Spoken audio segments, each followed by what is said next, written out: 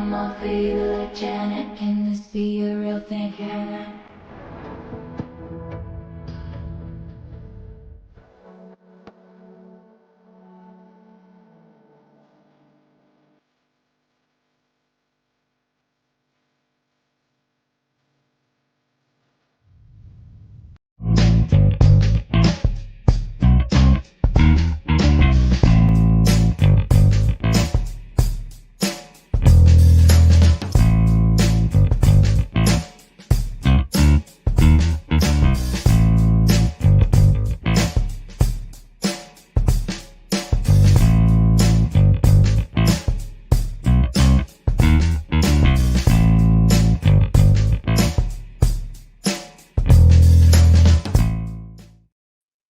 Hello, hello, hello. Welcome to Ship Show 2.0.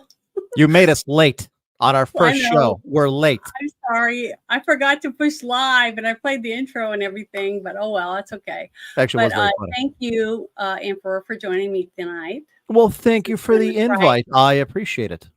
Try a show together. We'll see how it turns out. Oh, it'll be a train wreck. We won't bore too many people. Oh, hi, Jeremy. Thank you for stopping in. Hi, Six Nations. Thank you for joining us tonight. Oh, I see a few other people in here. Hi, baby girl. Nice to see you. Well, tonight we're going to be a little different. It's going to be a little less just politics and things like that. And we're going to just do some stupid shit that's going on here and there all over the place. So I've been working on a tight 10 minutes of stand-up. So I'll be trying that out tonight. A lot of racist jokes. If you're Hindu or white, it's going to be a rough night. Oh, Hindu or white? I'm kidding. Okay, well, let me see. I'm trying to figure out which one I want to start with, which article. So let me click on one of them. I guess we'll start with something fun, which I'll start with the movie trailer.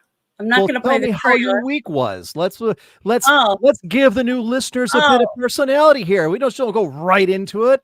They want to know about Janet. They care less about me, but I got my allergy shots yesterday, and riveting. We got storms coming. We had them last night. Did you? I said riveting. We have storms. Yeah, and I went to the gym this morning and cleaned house. Yeah. The gym works for you. Mm-hmm. Big. Very. Oh, look at the gun show. It's a gun show, everybody. I read a thing this morning, and I didn't know this. Ohio, which is where I'm at, the banks of the mighty Cuyahoga here, Lake Erie. We actually have more tornadoes this year than any other state, which is really unusual. I mean, we get tornadoes, but usually not a lot and not very big ones. So apparently God doesn't like us this time around. So I was surprised. We had a couple yesterday. One over by my sister. Ha ha ha. Nothing. So you're trying to say that God doesn't like anyone in the tornado alley? No. The rest of you flyover country to the west. To hell with you. I know God doesn't like Cleveland because we suffer so much. Oh, here you go. Here's your first comment. Thank you, Jeremy. You can kiss the whitest part of my ass. There. OHIO, motherfucker. Yeah, so many people love the Ohio Buckeyes because I know he's from 7 or 8 Michigan. people in my own family that love the Buckeyes. Good, as they should. It's a phenomenal state and it's a great nut. Yeah, but soy-based here is from Michigan. We don't really talk about them. They're still mad in that war. Okay. Although thinking back on it, if we had known that we would get stuck with Toledo by winning that war with Michigan, we probably just would have let them have it. Why? What's wrong with Toledo? Have you ever been there? If you had, you'd know. Think of it like Fallujah, except a lot more white people than Iraqis, and a lot more razor wire. That's Toledo. It's like home of America's crack wagon. It's like Michigan, just a little further south. I've only driven through Ohio a few times. I've been to Columbus, and I went to, I guess, Germantown. Okay, I know that is. Sauerkraut and some other stuff. A lot of Italians there. For like a family reunion type group together. So that was about the only time I've been there. Well, you should come to Cleveland sometime. We've got the Rock and Roll Hall of Fame. I've never been to Cleveland. One of the best orchestras in the world. Cincinnati is in Ohio, right? Sadly. TV show, WKRP or something. WKRP in Cincinnati. Yeah. I God, used that's to old. love Wow, that that's old. A song. great show, but it's old. I saw that in reruns. Hi, Bone. Thank you for stopping in. It's nice Are to you see you again. waving to the listeners? Yeah. No, You know what? When I was a watching listener, me. I'm you on never camera. waved to me. Well, you're sitting that way next to me. So Well, my cartoon avatar. Hi, See, Ross. Lilith knows. Thank you Lilith's for like, coming. Ohio's great.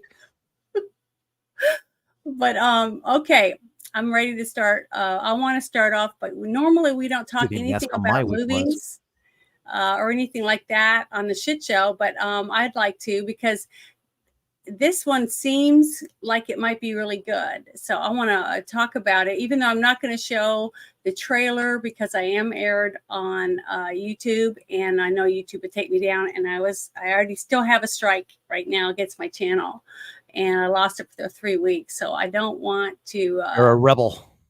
I don't want to lose it again. But here is. I want to talk about this. Can you see it? Trap. Is this about like a trans guy who is able to trap a guy? He's not trans. Well, that's what trap means, He's isn't a it? serial killer. He trapped. I mean, it's kind of the same thing, isn't it? He's in a trap. Oh, all right. He's in the trap. It's like I told you. Got it. From the trailer, this guy right here, Josh Arnett, takes his daughter to a concert. And while they're sitting down there and the music's playing, and it looks like a really good concert, a bunch of people, and then he tells his daughter he has to go to the bathroom, and he gets up to leave, and he's very attentive and hands-on, which is totally not normal for a serial killer. But we're starting to find out in real life that serial killers like BTK and the Golden State Killer had families, and they ran a normal life, had jobs, and interacted and stuff. Now, we don't know for sure how well he was with the kids, whether he was mean or weird or whatever, or killed their pets or whatever. But they were serial killers, and BTK killed whole families, and so did the Golden State Killer. So that's why I think this one's going to be really interesting to watch. And I love his movies. M. Night's movies are really, really good. Everyone I've ever seen I've liked, and they've all been really bizarre and different, very intricate. So have you ever seen Avatar: The Last Airbender? No. Okay, if you had, you wouldn't have made that statement. But go on, continue. Why? What's wrong with the Airbender? Was it the one an affront to God? It Why? Was okay. Imagine that you were asked. Let's say you've heard about a TV show that you're familiar with. You've never actually watched it. You know anything about it, but you know the name. Like, let's say someone said, "I want you to make a TV show based off of Golden Girls," but you've never actually seen Golden Girls. It has to do with like 4 older ladies, and that's it. Okay, then you go and make a movie that has 4 old ladies in it, and that's the only thing that is similar to Golden Girls. That's what he did with The Last Airbender. He did it because his kids liked it. He didn't know anything about it, didn't really watch the cartoon, had no fucking clue. Is it the one with the little kid that's head shaved and he has like he's got cancer, and the arrow points where the cancer is in his head? Yes, that's the one. That wasn't why he had the arrow on his head. I don't know. I didn't pay much attention. Well, I liked it. I liked The Sixth Sense. That was a badass movie. Too. I love the kid, and when that little boy, every time I saw that little boy, I just bawled my eyes out because I felt so sad for him. He was so cute, and he still looks exactly the same. I felt bad for Bruce Willis because he was dead and he didn't know it, and his wife was ignoring him and shacking up another guy. That sucked. He didn't. Well, he didn't know he was dead. What else? What else did I? Unbroken. Was it Unbroken? Or what's the other one with Bruce Willis and Samuel L. Jackson? I thought it was the one where he was like unbreakable or something. Unbreakable. That was another really good one that I really liked. All of them were good. I mean, they all were different. That's what I liked about them. The one where the one girl's blind and she leaves their village. The Village. That was a good one. Yeah. It's Sigourney Weaver in it, and William. What's his name? Spoilers. Lilith's like, spoilers. These movies are decades old. If you haven't seen them, you're not going to. Yeah. Sorry, but they're good. I mean, these are good movies. But I mean, they're old. I think they're like from the 90s, right? Yes, they are. Okay, so I will say this about M. Night Shyamalan. One of the things that I do enjoy about his movies is that he always has a vision, and you always know there's a curveball coming. You just don't always know where. So you're constantly on the edge of your seat, waiting like, where is this fucker going to try and screw me up? Where's the twist coming from? I like that because it keeps you engaged in the movie. It keeps you, yeah. going through your mind, trying to replay. All right, did I miss something? Did you Was there a see? clue? Did you see Old? I did not. That was really good. It was basically everyone that went across in through this cove area, they aged and So it's like died a of old reverse age. Cocoon, which is a good Yeah, movie. a little bit, but it was being studied by the government and stuff. But it was really, really intriguing. And 2 people get away. They were little kids when they went there, but now they're grown ups. Why would you want to go to a place that made you older? They didn't know. They didn't Oh, know okay. it was a setup. Like you'd get tickets to go to this one place, a special place that it's very secretive. It's hidden. It's a cove, and it's beautiful when they go there. But then they realize that, like the one girl, didn't even know she was pregnant? All of a sudden, her stomach's growing really fast. It's really big, and she's going to have a baby. Stuff like that. It's just And it's what, really, it bursts out as a fully grown man? That is god no. awful She disgusting. gives That's birth like to Greek it. And myth. grows. Instead of coming out of his head fully grown as his It was stomach. Yeah, It's a that's like horror the movie. Alien. Okay, but that's different. But That's it wasn't, Alien. it wasn't a creature. It was a person. So that'd be like a clone or whatever. That is But it wouldn't be a twisted. clone. It'd be your baby. But it was good. It wasn't too bad. But okay, so you ready for the next thing I was going to talk about? Well, why don't you give out that email you had? If anybody wants to make a Oh, question, comment, or okay. opinion. Let me look for that real quick. Hold Okay. on. I'm not very good at this stuff. All right, Okay. I'll fill the dead We air by set doing some up- soft shoe. Let's see. I set up an email. So if anyone wants to email us with anything you want to talk about on this show, I'm gonna put it in the chat. If you want to ask us any questions or anything to do with the 2 shit shows I have, the Friday Night Shit Show or this one, just email me. For those watching on X or on Rumble that can't see it, it is fridaynightshitshow@gmail.com. Send your questions, your comments, your opinions, because I'm sure they're really interesting and we really care. So go ahead and send that email in. Yeah, I'll put it in the banner. Oh, that's a good idea. Okay, give me a second. I can only do one thing. I can't talk and chew gum at the same time. I can barely do one of those. Well, I can do one. Ooh, Iran is being bombed as we speak. Oh, great. Explosions being heard in Iran, in Syria, and Iraq. Apparently near Baghdad and someplace named Irfan in Iran. Sorry, ladies and gentlemen, I don't know where that is. The many war games I've played, Iran usually isn't in them, or if it is, it's Persia. And I don't know any of the new names, but I wonder what's happening. Share this and tell Jeremy. I know you could send me a message in Discord, but people that are on X or Rumble that might not be on my Discord might want to send us an email. Yeah, Jeremy, it's not always about you. Fucking Wolverine. Ban him. Block him or something. He's from Michigan. They can't be trusted. I don't care. I don't care about sports. So, well, the state still sucks even without the sports. Have you heard of Detroit? We should wall that thing off. I thought they made cars there. Well, they used to. Now they just make poverty.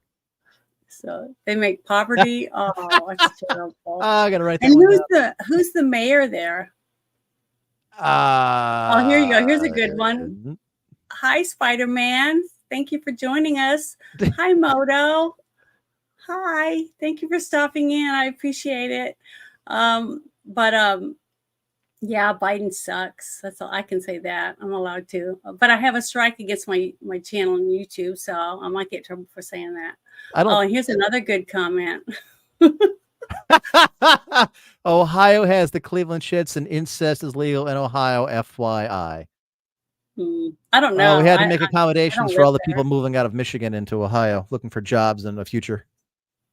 Future jobs. How do you get the pizza? Huh?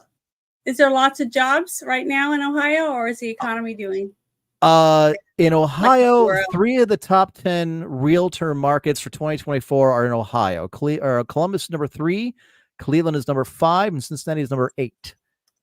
Columbus, because you have Intel putting up those new chip factories.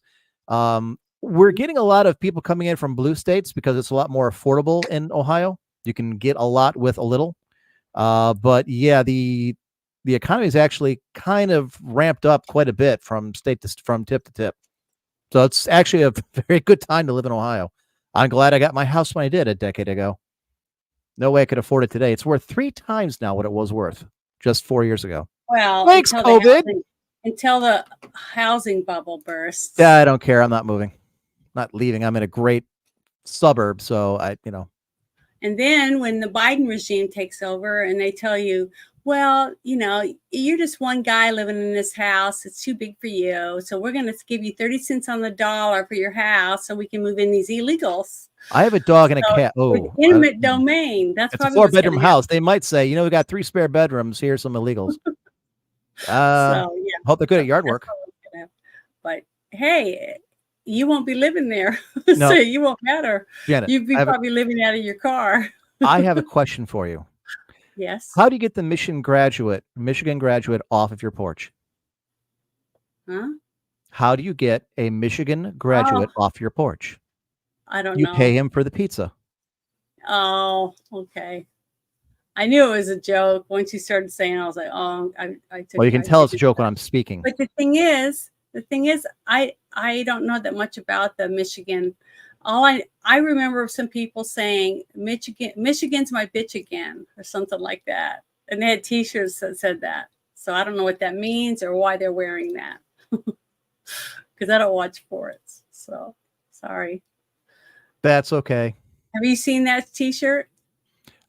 You'd be surprised the kind of T-shirts I've seen during Michigan Ohio week. I've been to Columbus during Michigan Ohio State week.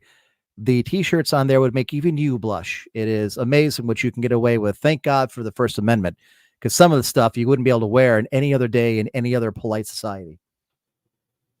Ann Arbor is a whore. So, okay, I'm ready to talk about this other article. God, here yes, it is. ma'am. I think this is it. All right. I'm going to click on this link. I'm using X as much as I can because I probably won't get as much trouble. But hold on, I'm going to bring this up and I'm going to make this bigger. But this lady, before I, open it and play this, is that they were saying that O.J. Simpson's remains were cremated, as his lawyer says, the disgraced NFL star didn't want anyone to feel sorry for him. So apparently, the lawyer didn't see all the memes that were going around Twitter about, like it would be like hell, and there'd be the devil looking up and here comes O.J. Simpson. He's like, oh, we got O.J. or something like that. It was horrible. There was a lot of people saying a lot of mean things about him because so many people believe that he killed his wife and her friend. Well, when you release a book about how he did it, it's kind of easy to come to that conclusion. Well, I saw some of the trial, and when they had the socks at the foot of the bed with blood spatter from arterial spray with both victims' blood on the socks, and then the one glove, that the Bruto Omagli or whatever gloves that shrank up because they were leather that were covered in blood that he couldn't get back on again because they shrank. Anyone who has expensive gloves would know if they get wet, they're going to shrink. You can't wear them anymore. Salad, like saddles and whips. And there's certain things that you have for bridles and things like that with horses that you have to keep oiled up and clean, that you don't get wet. Because if they get wet, they could be ruined. I know this actually from baseball gloves are the same way. I have quite a collection of some very, very expensive, very high-end leather baseball gloves that I started collecting after I finished playing. So it's kind of the same thing. There are certain kinds of oils that you should and shouldn't use. But yeah, when you get something wet, it's the reason why you don't leave your glove out in the rain is it shrinks. But I tell Yeah, you it's what, it was awful. great optics in front of the, judge and the jury on TV. Yeah, with Everyone's him, like, he's holding his "Oh!" hand like this while he's trying to put a glove Right. on. So it's like, fuck you, asshole. But oh well, he got away with it. Everyone was too afraid to convict him anyways, because they thought they would end up like the LA riots where their houses would be burned and they'd probably be pulled out of their vehicles and beaten with rocks, just like what Well, that's happened. the argument that some people said in the Minnesota trial, the policeman who supposedly Mhm. choked what's his nuts? George Floyd. And a couple of Mhm. jurors said the same things, like there was no way we weren't going to find him guilty because we were afraid they would find us or they go rampaging through the streets and everything would be burned down. And it's a legitimate concern. It's amazing that they were able to pick anyone to be a juror, because every one of them would say something like, heck, hang them or whatever, so they wouldn't be picked. You know what I mean? Because that's all you had to do is say how much you hate cops or anything. And you can say anything bad and they won't pick you unless they have to, because there's nobody left. By the But I way, think my dear, most people, what? you have your messages from your private messages showing on the screen. Oh, I do? How do I I do that? I just hit the little double arrow and that should minimize it I on don't your know. Twitter. Your Twitter is showing your private messages. I don't see it. I don't know where it is. Oh, over here? Yes. Okay. There you Okay. go, I So think. now I will see if I can find it. Is it that one? No. Or Yes. just go to your Twitter and just if you Is it look, gone now? no, it's not. Okay. Maybe it's this one. No. I I'm send those trying. nudes to you and you alone. I don't want anybody else seeing them. Is You know this how it? long it took me to put that Zorro costume on? There Is you that it? go. Is Yes, it gone now? Okay. it is. I All right. Well, apologize I don't have for anything interrupting in you. it. Continue. I have nothing in there, so I'm not worried about it. But here we go. I want to get this opened up and ready so you guys can hear it. Okay, here we go.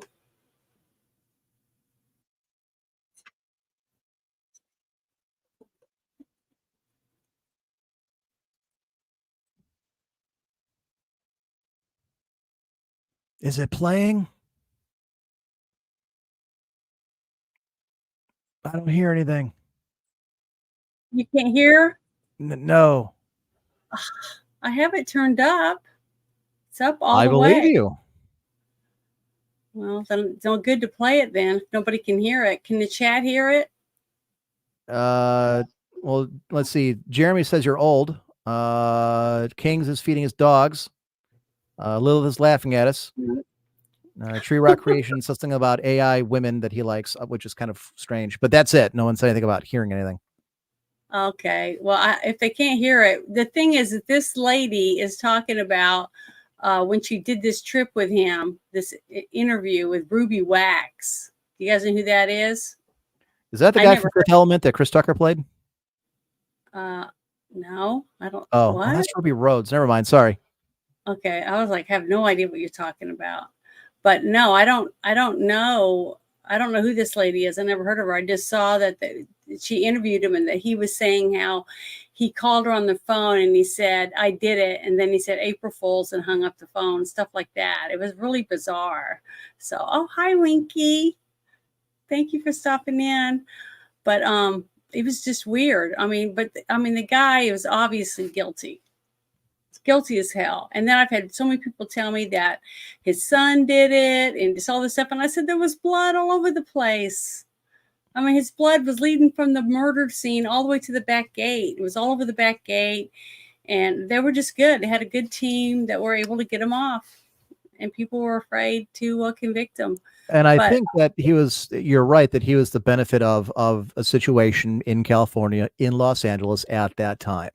A celebrity, a black man who, most, from my understanding at the time, from having read stuff, is that most African Americans didn't care about him because he was too much with whitey or whatever. But at the minute he goes to trial, then they trot this out. I will say this, Janet, and maybe you've experienced the same thing. In talking to people since he died, have you found that more people are more convinced that he was guilty versus, say, at the time or in years previous? Mm-hmm. That's certainly been my experience. Were more relaxed about saying, yeah, he was guilty as hell, but They I got mean, him in the civil trial. And I said, yeah, but right. he never paid 1 cent. He didn't pay the Goldman family 1 penny, not 1 penny. Really? They did, So, even when they confiscated all of his stuff and they sold it to auction, I thought they got something out of it. no, they did that. Okay, what happened with that stuff was after the Vegas thing.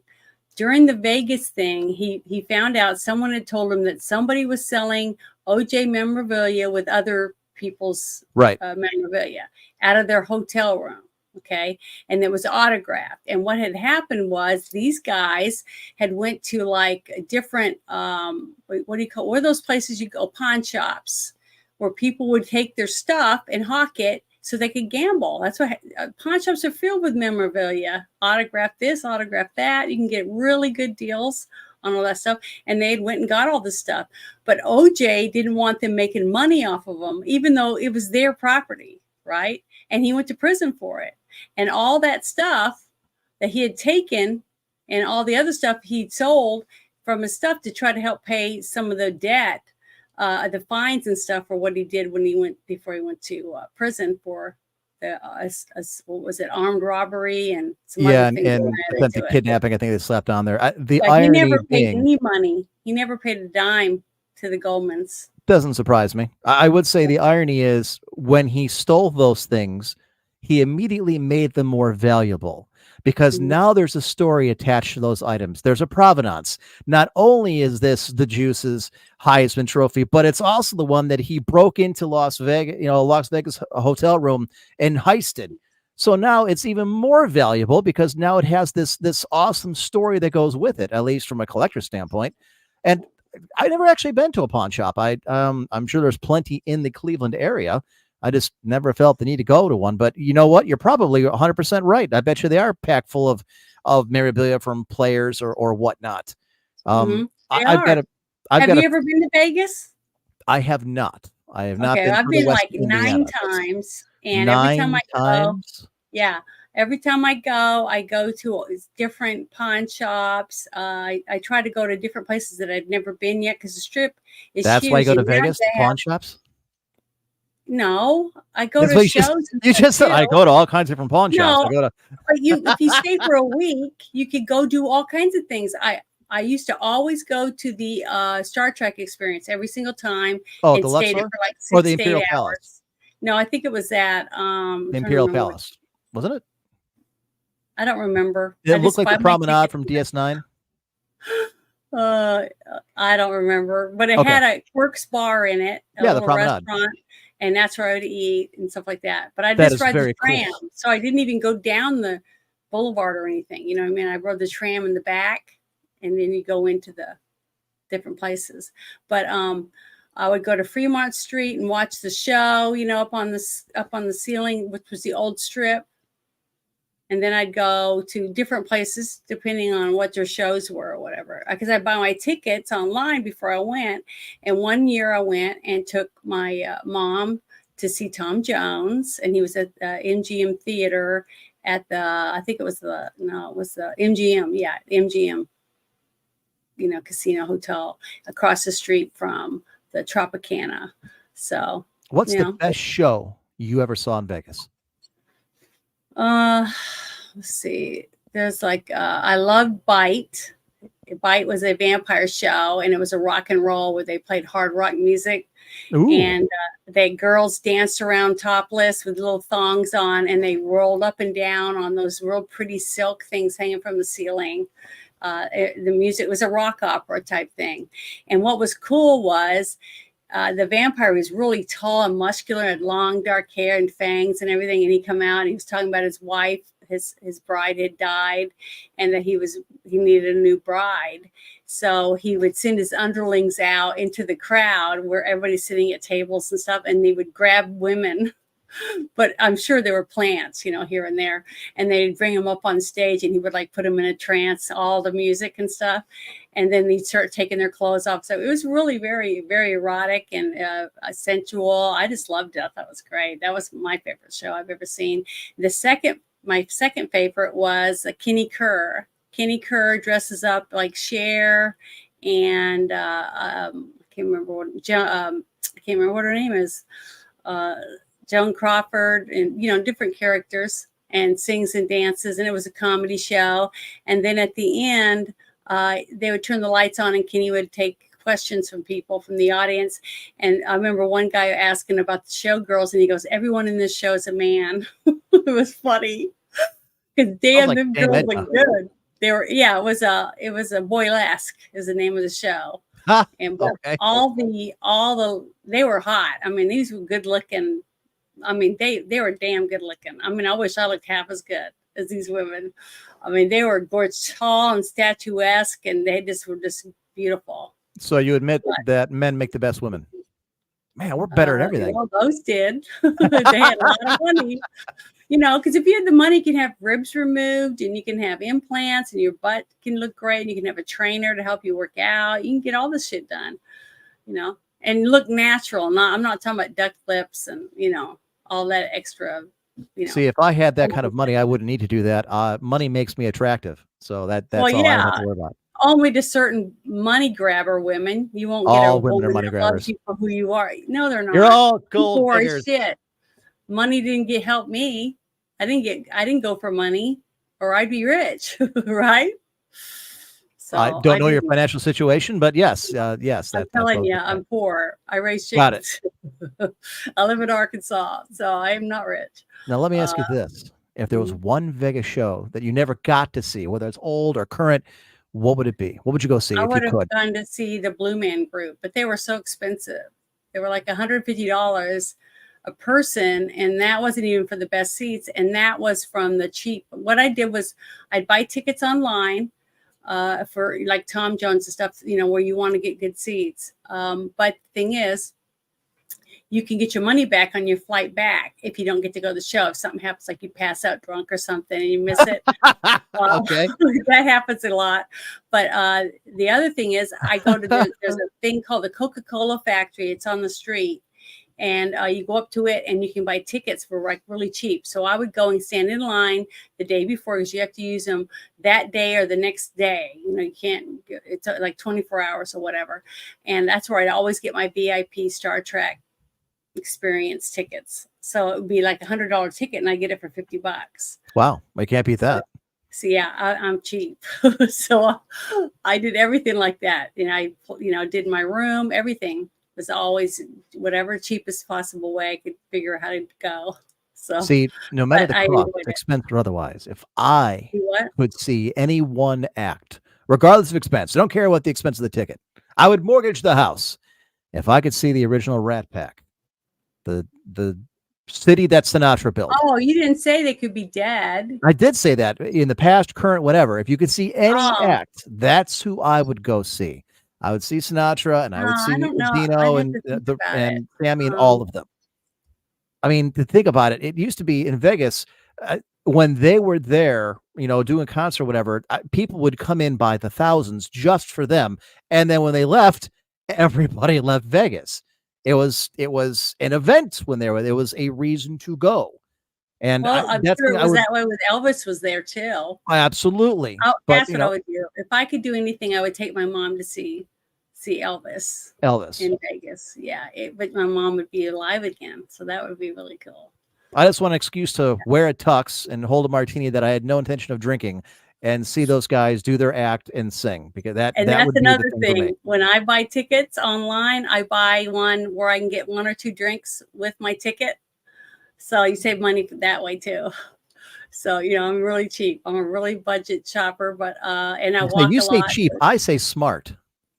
Well, I wear tennis shoes, so I wouldn't wear heels or anything unless one night I went there for my niece's wedding, and we stayed at the Luxor. And I was all to the nines. I had a long black dress, and it was like a ball gown. And then I had some really beautiful silver high heels, and I'm already 5'9", so I was like 6 foot, a little over 6 foot probably. And I was standing at the thing where you get ready to go up to the rooms. And I was standing there, and these 2 gorgeous women walk up to me, and they asked me if I needed company. I was like, no, I'm okay. Thank you. I thought they were going to ride the elevator with me. They were going to ride something. Well, I found out later that they were prostitutes. Yeah, I gathered that. So I didn't know that. I didn't realize that. I didn't know they hit on women. But I guess Sure, they thought I money's had money. so, but I didn't. I don't have money, but I But look good yeah, well, that night. why don't you go put that dress on so we can see, you can kind of get a vision of what it was when you were in Vegas. I'll wait and entertain the masses. You go put that on. You come back, and then that'll give us more of an I don't have idea that of kind what. of time. Damn, I tried, guys. I'm sorry. But yeah, it was fun. You know, I did that with one of my other favorite shows that I went to was Penn and Teller. I've seen them every time I've went to Vegas. I've seen them, and it was good. Is that I love their show because they at the very end they would wear togas, and they did this goofy show with the togas, and then they had a rabbit, and then Penn never speaks in any of this show, right?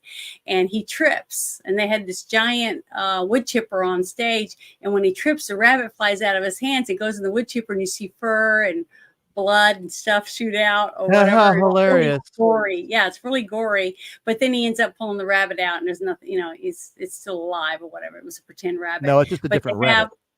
Well, whatever. They had blood all over their outfit and hair and stuff. So I waited to the very end. I was the last person to leave because I wanted to talk to them and shake their hand, get their picture, and get them to put their fingerprints all over my ticket, right? With their bloody fingers. They had just thrown a rabbit into a wood chipper, and you wanted to shake their hand. Hey, it's that's on the record. Yeah, you better hope it was magic. The thing is, I wish I had a napkin in here with me. I don't. Hold on. Let me do something. I'll show you. Let me find. Let's see if I got one in here. I told him a joke. I've returned. My dogs have not. That is dark, man. You took your dogs out and they didn't come back. What, did you drop them off in the woods or shoot them? Your listeners are sick. What do you mean? They're your listeners too. No, I didn't inherit them. No, but okay. Whoa. This was a joke that I told them. I went up and I said, I waited the whole time and I was trying to hold my hand like this because see, I took napkin like this, tore it up and put it in my hand. And when I went up to it, they asked me where I was from, and I said I was from Arkansas. And then they said, I said, well, I wanted to tell you guys a joke. And they said, okay, you know, I guess they hear lots of shit, whatever. But Penn Jillette is like really tall. I mean, he's like 6'5" or something. He's huge. He's a huge guy. And Teller's short, you know, he was like shorter than I was. So it was really cute. I got hugs from both of them. And then I said, how can you tell if someone's had oral sex with a chicken? And they just looked at each other. They didn't know what to say. And I coughed into my hand and went, like that. And all the feathers came out or the paper, and they laughed. Okay. They thought it was really funny. That was my joke. God. So 4 years later, I went back to Vegas and went with my sister, Kathy, because we went for a JC convention. Okay. And we were staying at Bally's. Well, she's gambling JC. And we're by the, one of the walkways, you know, because they have slot machines everywhere. By the walkways that goes to one of the side doors of the casino, the casino building. And I'm standing there watching her gamble because, you know, I'm not into I play poker and stuff. But here comes this guy and he's walking toward me and I'm looking at him, I'm like, oh my God, that's Penn Jillette. And he's wearing like cargo shorts and a shirt with a backpack, and his hair's in a ponytail and stuff, and he's walking, and I'm looking at him, and then I just raised my hand and I waved at him, and he went, Arkansas, like that. He came walking over, he remembered me, and he hugged me, and he said, how you doing? It's been a little while. And I said, yeah. And then he goes, who's this? And I go, that's my sister, because she's short, you know, she's real short. And I go, she goes, who's this? She thought he was from one of the other chapters or whatever. And I go, this is Penn Jillette from Penn and Teller, the magic group. And she went, never heard of him. Oh my God. And then he started laughing. So it was really great. So every year after that, he remembered who I was, you know, and he'd hug me and he'd take the time out to say hi to me and stuff. So, well, I'm glad really you remembered people. The oral sex chicken lady. But it's a great joke. Come on, that's a phenomenal joke. Really and is it's a good joke. Huge celebrity that remembered you on site. That's pretty friggin' cool. So, yeah, because it was a funny joke. But yeah, that's it. But okay, let's get on to the next. Only subject. Celebrities that ever remember me are the baseball players, because I'm the one heckling them. It's that asshole again. He keeps making fun of me. Didn't hit the ball, fat ass. Now that's what they remember me for. They're like, hey, that guy, he's a heckler, and I am. And I may throw batteries, but that's because they don't play well. You play well, I don't throw batteries. I think, I don't know if that one's it. Let me see if it's this one. You think I'm my kidding. God. Lilith, It's hard back me to up on that. tell. Can't tell if this is it or not, but we'll look. Oh, grab one. We'll just go with it. Yeah, this is it. I gotta shut this again. There All you right. go. This is the one about the woman, the California woman who dies falling down a 140-foot cliff while hiking with her husband and her toddler in Arizona. How many times have we heard about women getting pushed off a cliff or whatever because the husband wants to get rid of her? Never go for a hike or anything when you have a small child if you're having any problems in your relationship. Wouldn't the child rat him out though? Like, Daddy pushed mommy into the thing. It's a toddler. Who takes a toddler up on a cliff that's 140 feet high? I don't know how many chicks fall to their death trying to take a selfie because they think it looks cool and they want clout. Like that one bitch that was having her friend was holding her hand while she's hanging off a cliff in Yosemite, taking a picture of himself, only for her friend, not very strong, to drop her to her death. For real? This happens constantly. Yes. Oh, that's ridiculous. Or the one who tried doing it on a train and got hit by another train. Like, how stupid are people? So was this a foul play thing, or was it an accident? Or I mean, did they? No, it says it was. Right now, they said that the people people were trying to help get down there to the woman after she fell, and they ended up having to have a helicopter come and get her, but she was already dead by then. But it's like I hear about it every year. It seems like every single year, somewhere in the United States, a woman dies from falling off a cliff while she's walking with her husband or something. And then later on, when it goes to court, someone thinks it was murder or whatever, they say, well, she never hiked, and she's wearing heels, and stuff like that. It's like a setup over and over again. It's like, I don't trust, especially if you're got a 1-year-old kid, you just don't go up to the top of a cliff. You go to Disney World or you go to a zoo, something like that. That's right. You push them into the lion's den like a normal person. Let the lion clean up the evidence. Ridiculous. It's just dumb. And, I'm sorry that lady died, but, I'm telling everyone, trying to tell you, don't take your toddler to a cliff and take them for a walk, especially not, thank God she wasn't holding her kid, you know what I mean? Or something. I don't know. To me, it just doesn't make any sense at all. It's like we have no common sense left in this planet or something. It's just the bizarrest, stupidest shit I've ever heard. It does sound like you would be a Darwin Award finalist. It's just sad. It is. So, oh well. I just wanted to talk about that because it's not politics. So that's the PSA, folks. Don't go hiking. Stay away from the woods. Go to Disneyland. Much safer. If you have a toddler, that's what I was. If you have a toddler, and that makes sense. Why would you take a little kid hiking all the way up there, though? They're going to get tired. They're going to whine. They're going to crab. On top of the fact you're going up to a cliff. Yeah, in the desert where there's rattlesnakes and all that kind of stuff too. On top of it. Okay, I think this is the one. Yeah, right here. All right, let me shut this again. I don't know why they're open on every one of them. All right, this one. Can you see it? What the hell? Is this like a Weekend at Bernie's thing? Well, it's just weird. Let me pause it real quick. I want everybody to hear this. This young girl, this woman, takes her uncle, who's dead, to the bank to take his money. Should I make this bigger? Hopefully you can hear it this time. I'm going to turn up my speaker. So you go ahead. Maybe that'll help. Okay, here we go.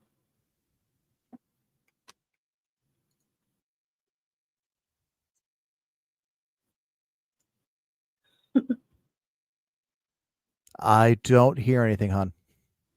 Again? Sorry. Sup, Ruben? And Chaya. I hope I pronounced that correctly.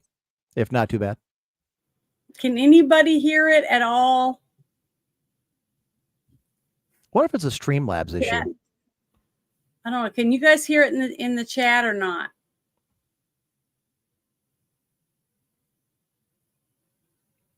I think there's like a 30-second delay from what we say to what they hear. I just don't understand. Nope, they can't. It's not working. It pisses me off. Well, basically, she took her, and they made the guy on the news said the same thing that you said. A weekend, is this a weekend at a spoof Bernie's. off of Weekend at Bernie's?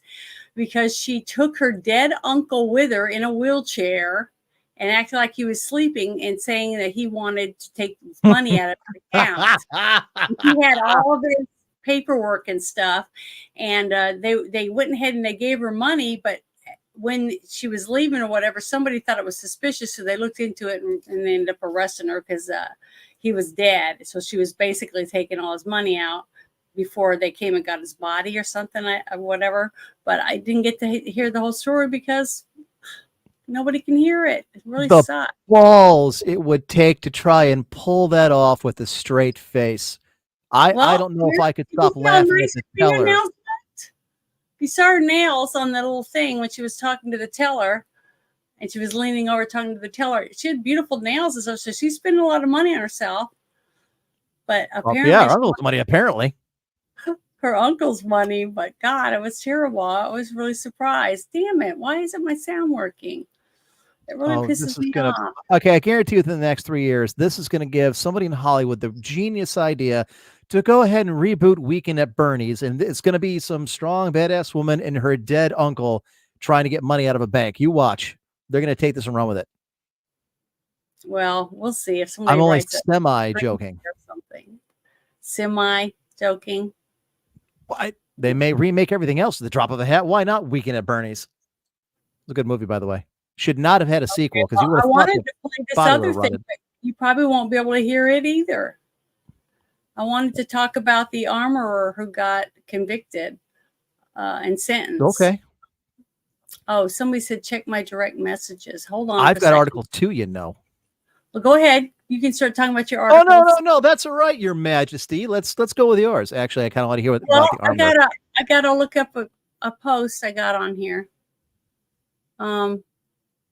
Ruben, are you talking about this Foreign Friends thing? Tell me what he's saying because I can't see the chat right now.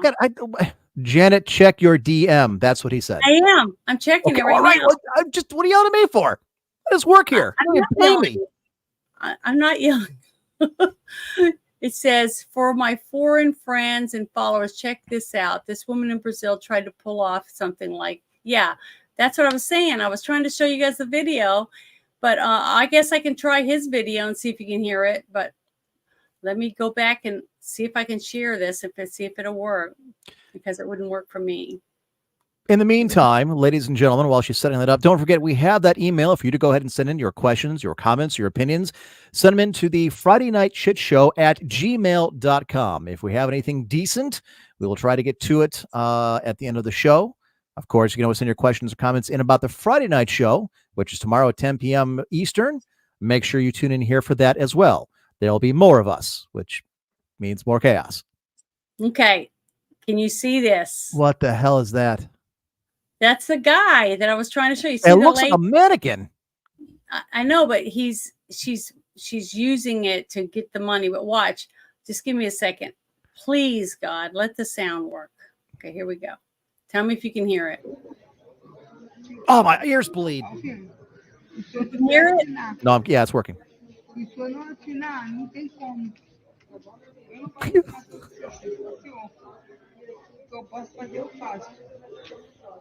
Tipo, igual o documento aqui, ó.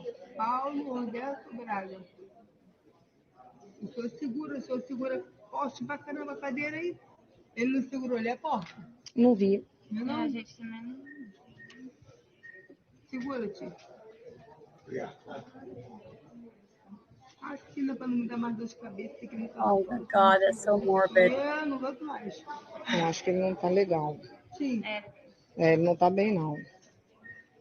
Tá assistindo alguma coisa, mas ele não diz nada. Eu acho que ele não tá bem, não. A senhora tá sozinha? Sim. Ele não tá bem, não. Ó, Mas a corzinha não tá ficando... Mas ele é assim. É. Ô, tio. Tio. Okay, that's enough. It's so terrible and sad. It's breaking my heart. I can't believe that someone would do that to someone. That's Oh, I supposed can to. believe it. There's enough weirdos and sickos out there to try and pull that off. Oh, it's just heartbreaking. It almost made me start crying. It's just so awful. People are so disgusting. And that is depressing. Thanks, Ruben, for bringing it all down. Jeez. Well, no, I was going to show it, but my video had like American words going across it, captions on You it. mean English? Hear it. Yes, American words. Don't hurt me. I'm not. Oh well, you can make fun of me all you want. I don't care. But the thing is, it's sad and heartbreaking that we've got so many disgusting people in the world that just will do anything for $1. It's just sickening. I mean, if I won the lottery and I won millions, I would not move to California. I would not move to any liberal piece of shit state. I just wouldn't.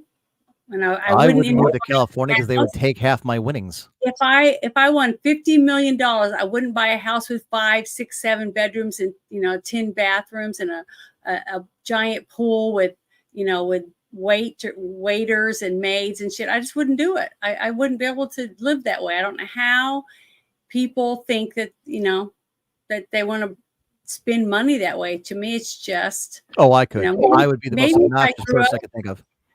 I know you would. Oh yes, I just for the lulz. Some gaudy like gold-plated mansion, gold-plated rocket car. You were a dick to people because you had money. I would just say fuck you and I'd walk off. As opposed to who I am now, which I'm a dick to people, but middle class. Gotcha. Well, I hope when I'm rich, I'm not mean to poor people like I am now. I didn't deal with that shit, and I've done that to people. I have told them, I said, you're a fucking asshole, and I just try to walk off and leave. I don't care. I don't give a shit because I'm never going to see the fuckers again.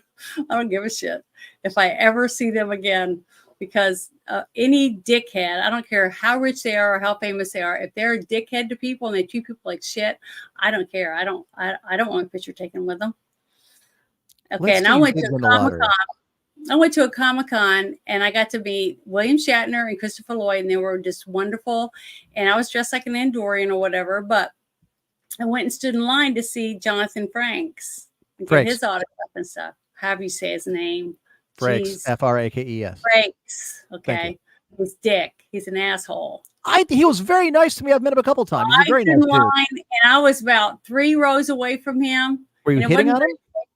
No, I was 3 rows away. You should have. You would have been nicer.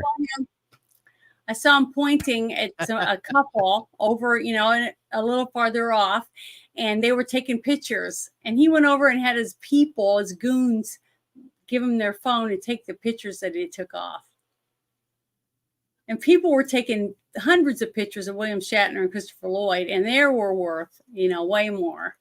And he didn't see them doing that.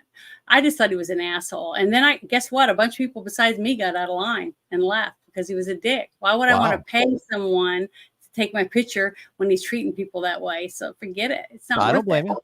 And people should stand up to these people. If you buy tickets to go see their movies, and if you buy tickets to go see them at Comic-Cons or any other event, and you let them treat you like shit, and watch them treat other people like shit, I just don't want them to have my money. I don't want to buy anything from them. I don't want to give them one single penny. I would not blame you for that, but I am curious. If you did win the lottery, and you could move anywhere, where would you live? Where would you go? What would you do? If I could go anywhere, I'd go to Reno. Reno, Nevada. Mm-hmm. The short bus equivalent of Las Vegas.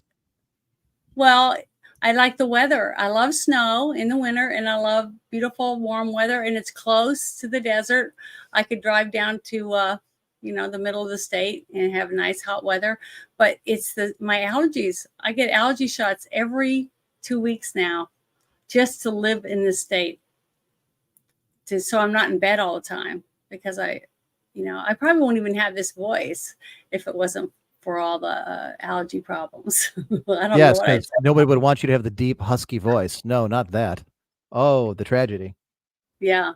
Because I like your voice the way it is. Well, people might think I'm a guy. So yeah, nobody looking at you is going to think this is a dude. Well, anybody could pay to get these. Okay, there's more to it than just a pair of breasts. But okay. Talk about other guys that have a penis and they have breasts. So it's like, I don't have a penis, But you know what they have that you don't, aside from the penis? And the Adam's apple. oh, See? Right, there So you I don't go. have hey, what's his name? Bruce Jenner doesn't have one now. They had it shaved off. You can have surgery to get rid of that little knot.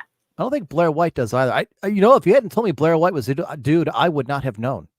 That guy had some money and a very good plastic surgeon. He's also very funny. I would like to see what their other part looks like. Have you seen the surgery for that? Why would hang on? No. Wait a minute. You We need can to go online explore and what you watch just said. We need to explore the fact that you just said, I would like to see the other part. Why in God's name would you want to see their fake what it parts? looks like afterward. Because I'm sure there's a porn out there for this. Well, they have to use, I watched a documentary and they have to use like a dildo like 3 times a day with special ointment on it, because if they don't, the skin will go together because it's their penis turned inside out up into their body. So they get like a stiffy on the inside, or whatever you want to call it. I don't even know if they did that anymore, because once they have their testicles cut off, I don't see how they would have a sex drive. This is a very uncomfortable conversation. Well, I mean, I'm just talking about it because cutting you guys things are talking off. about. Yeah, it's something to keep it from, shrinking up and growing together. Because like if you take your finger and you cut it and you set your finger to the other one and tape it like that, your finger will start to grow to your other finger. It's, because that's where our bodies try to repair themselves. Yeah, you can look it up on documentaries. There's tons of stuff about it online. No, I'll just take your word for it. I believe you. Yeah, there are some things I don't need to know. Your body's trying to heal all the time. So the bad thing is that, I feel sorry for guys that, if they have enough money, they can pretty much look, real, except theirs won't, open, theirs doesn't, grip. You know that's from personal experience? No, but I don't know of any penis that can grip. Do you? If it's I don't grip any penises other than my own, thank you. And that requires both hands. Oh, yeah, sure it does. It's your third leg. You got a tripod or something? I have to be careful when I turn not to knock things over. Why don't you show everybody your tripod? Oh, you know what? I will start an OnlyFans. I expect you to be the first person to sign up for it. And all you're going to do is you're going to see my tripod. I got for a camera. Like I said, I had tripod. I didn't say which. I'll pay 99 cents to see your tripod. 99 cents? No, lady. This is 100% American grade A cock. You're going to pay for it. $1?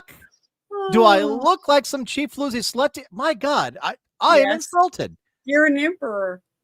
Folks, you can sign up for my OnlyFans at Emperor1G OnlyFans, where the initial buy is $10. However, for $50, I will take requests. If you want to see my tripod doing other things like, twirling or spinning, let me know. Does it have a light on the end? For $100, I will tape a figure and you go phone home. Wow. It's not the size of the finger. That would be worth $50. I was going to tape a flashlight to it, but I'm not going to do the ET thing. For $100, I will reenact the ET Go Home with Elliot with a little boy and my dick. Thank you. Because this is this is off the rails. Go to my OnlyFans. Maybe I should go get something to drink so I could. Getting hot in here, is it? Yeah, I'm kind of sweaty. Okay, yeah. Thinking about it. No, I'm just kidding. The thing is that would be interesting. I mean, I don't know what's on OnlyFans. I've never been there. Have you ever been to OnlyFans? I assume it has a lot of cooking shows. Well, I had a friend. I had a friend. Oh, go ahead. I had a friend that it was a guy, and his wife would set up everything, and he would make cakes. He'd make a cake like every 3 weeks or something like that on OnlyFans. He'd make bundt cakes. He was a really good cook. Was he using his dick to move the batter? No, but he just wore an apron. That was it. He would cook in the bath. And he said he made like a $1,500 a month, and he'd do it twice a month. Shit, for $1,500 a month, I'd be more than willing to burn a bundt cake. So, but he didn't burn it. He was a really good cook. Oh, I would. He said that most of the people watching him were guys, but he didn't care. Money is money. That's right. They were paying him. And, I'm not going to say his name or anything, but he enjoyed it. And if his wife wanted to do it with him, I don't see why, I think it's fine. I don't have a problem with it. About a year ago, a friend of mine, and she had moved out of state a while back, and I still talk to her now and again. And she started one, and younger than me, very attractive woman, was married, which was kind of interesting. She started an OnlyFans, and she sent me a link, like, hey, you can look or watch for free. I'll give you a free thing. Like, we've been friends for years. I've never seen you outside of a bikini, let alone naked. I don't need to see this. Doesn't your husband? The hell? Sorry. I don't want King signing up for my OnlyFans. I don't like his ideas. They scare me. But she sent me a link to this. I'm like, no. Look, I've never seen you naked. I don't need to. Our friendship doesn't go that deep. She told me she was making $5,200 on average a month. I didn't believe her. Thought she was full of shit. She sent me a screenshot of her OnlyFans, the whatever the account is on her end that shows how much she's made. Mm-hmm. She wasn't lying. My God. I mean, if you've got it, use it, I guess. Yeah, I've been asked by a few fans of mine to do a OnlyFans with my feet because they think I have pretty feet. I have never understood that fetish. It is the grossest thing to me. Why? I guess I have pretty feet. I'm sure you do. I'm sure they're lovely. No, we don't need. Oh, God. I'm wearing high heel tennis shoes. You wear shoes in your house? Oh, yeah. Anti-Japanese? That's weird. No, I don't hardly have any carpet because of my allergies. So. So it's bare floors then? Mm-hmm. Mostly. But yeah, I'm wearing shoes. What? Nothing. What's wrong with feet? Nothing. I'm glad you have bare floors. I'm a fan of those myself. I don't particularly like carpeting a great deal. Well, carpet isn't good for you if you have really bad allergies. Agreed. Right. This show has lost its thread. God. The audience is taking over. I know. You're great. I'm laughing at some of this stuff. It's hilarious. These people frighten me. All right, let's see. I'm starting my OnlyFans now. I got to put it in. I need a cool name. Drapes don't match the carpet. She doesn't have any carpet. She just said that. Oh, right. Now I understand. Oh, 10 minutes later, now she catches up. I have carpet. I keep it. All right. I need a cool OnlyFans name, something that really grabs your attention. The listeners can debate it. With no clothes. Hey, that's not bad. Yeah, because he's the dum-dum that thought he was wearing a robe. Shit. We covered that story. The one that John just mentioned. See-through. Which one? The e-girl that made $1 million over bathwater. We covered that story years ago on my show. What the hell was her name? Was it Delphi or Delfino or something? She was like barely legal, some British bitch. She still had braces or something. I remember the story that she was selling bathwater for like $50 or $60 for a bottle and sold out. Mm-hmm. Now, I'm not mad at her. I wonder why. For selling the bathwater. What they wanted it for. Because they're sick. That's what I'm mad about. Not that she was selling it, but that there's enough weird fucks out there who spending $60 for a bottle of her bathwater. Been really pretty. Well, there was a girl selling. She would take underwear and she would put them on and model them around, and then someone would bid on them from her. Okay, that's a little. But wait a minute. Weird of a fetish. She said she would take them off and she would dip them in tuna, and then mail them to them. All right. So apparently, guys like some really disgusting shit because I would never do that. I mean, I can't defend men. I can't. We are a sick. I mean, I dress up every week for our movie reviews. Well, if when are those, by the way? When do you do those? When do you do your movie reviews? Sunday afternoon. What time? At 2 in the afternoon. At 2 on this channel? Yeah, I air off of Bruce's channel. Okay, I'm trying to lead you into plugging your show. What is the channel name? The thing is, it's Bruce's. I don't know what the name of his channel is. I've never really looked You'll at just it. have to search around, folks, and find me. It's like a scavenger No, hunt on Sundays. If you Bruce want a movie review, Lombardi you got to of work Dix for it. Division, DIX. That's his name of his channel. Dix. All right, so DIX. it's right, Dix. Okay, so wait, one more time. It's the channel name is what? Bruce Lombardi of Bruce Dix Lombardi Division. of Dix Division. Yes, So see, look right for that there, on YouTube on right here. Sunday afternoons at what time? At 2 in the afternoon. 2 in the afternoon. We watch the movie Central. We watch the movie in his Discord, and then we review it afterward. And it's going to be so good Sunday. We're going to do the movie Best Little Whorehouse in Texas with Dolly Parton and Burt Reynolds. I'm not sure how you're going to pull off looking like Dolly Parton, but Well, I probably I won't be wish you Dolly. I luck. might be one of the girls, the prostitutes that are in her hen house. Her chicken house, chicken ranch. So I don't know what I'll wear, but I'll find something good. But the thing is, it's a great, fun movie with Dom DeLuise in it, and it's a musical. I've seen it. Bruce has never seen it before, so I cannot wait to be sitting in there with him. I won't be going to work out that day. I'll have to wait till after we're all finished. But I'm going to sit there with him and listen to him laugh his ass off while we watch this movie, because it's going to be a lot of fun. All right, so that's Sunday, 2 p.m. Central at Bruce Dix Division. No, Bruce Incorporated. Lombardi of Bruce Dix Lombardi Division. of Dix Division on YouTube. Yeah, right here. I'll put it in the up here again. See, right here. There you go. It's cool. We have to go to the audience to find out where you're going to be on Sunday. Well, I'm sorry, I couldn't remember. I don't. I just have it bookmarked. I love it. And I go to it. But yeah, and then tomorrow night we'll be doing the Friday Night Shit Show with Ruben and Orange Hat, and we'll be talking about mostly politics again, because I love talking about politics.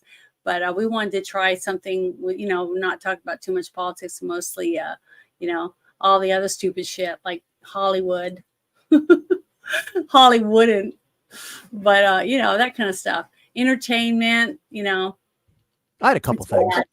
Yeah, but what is it? I offered you a chance to put it on there, so are you ready? You to did? show it? Oh, I'm sorry. I thought we kept on getting distracted by my OnlyFans account and Weekend at Bernie's and shit. All right, real quick. And we don't need necessarily an article for this one, just because there are so many about it.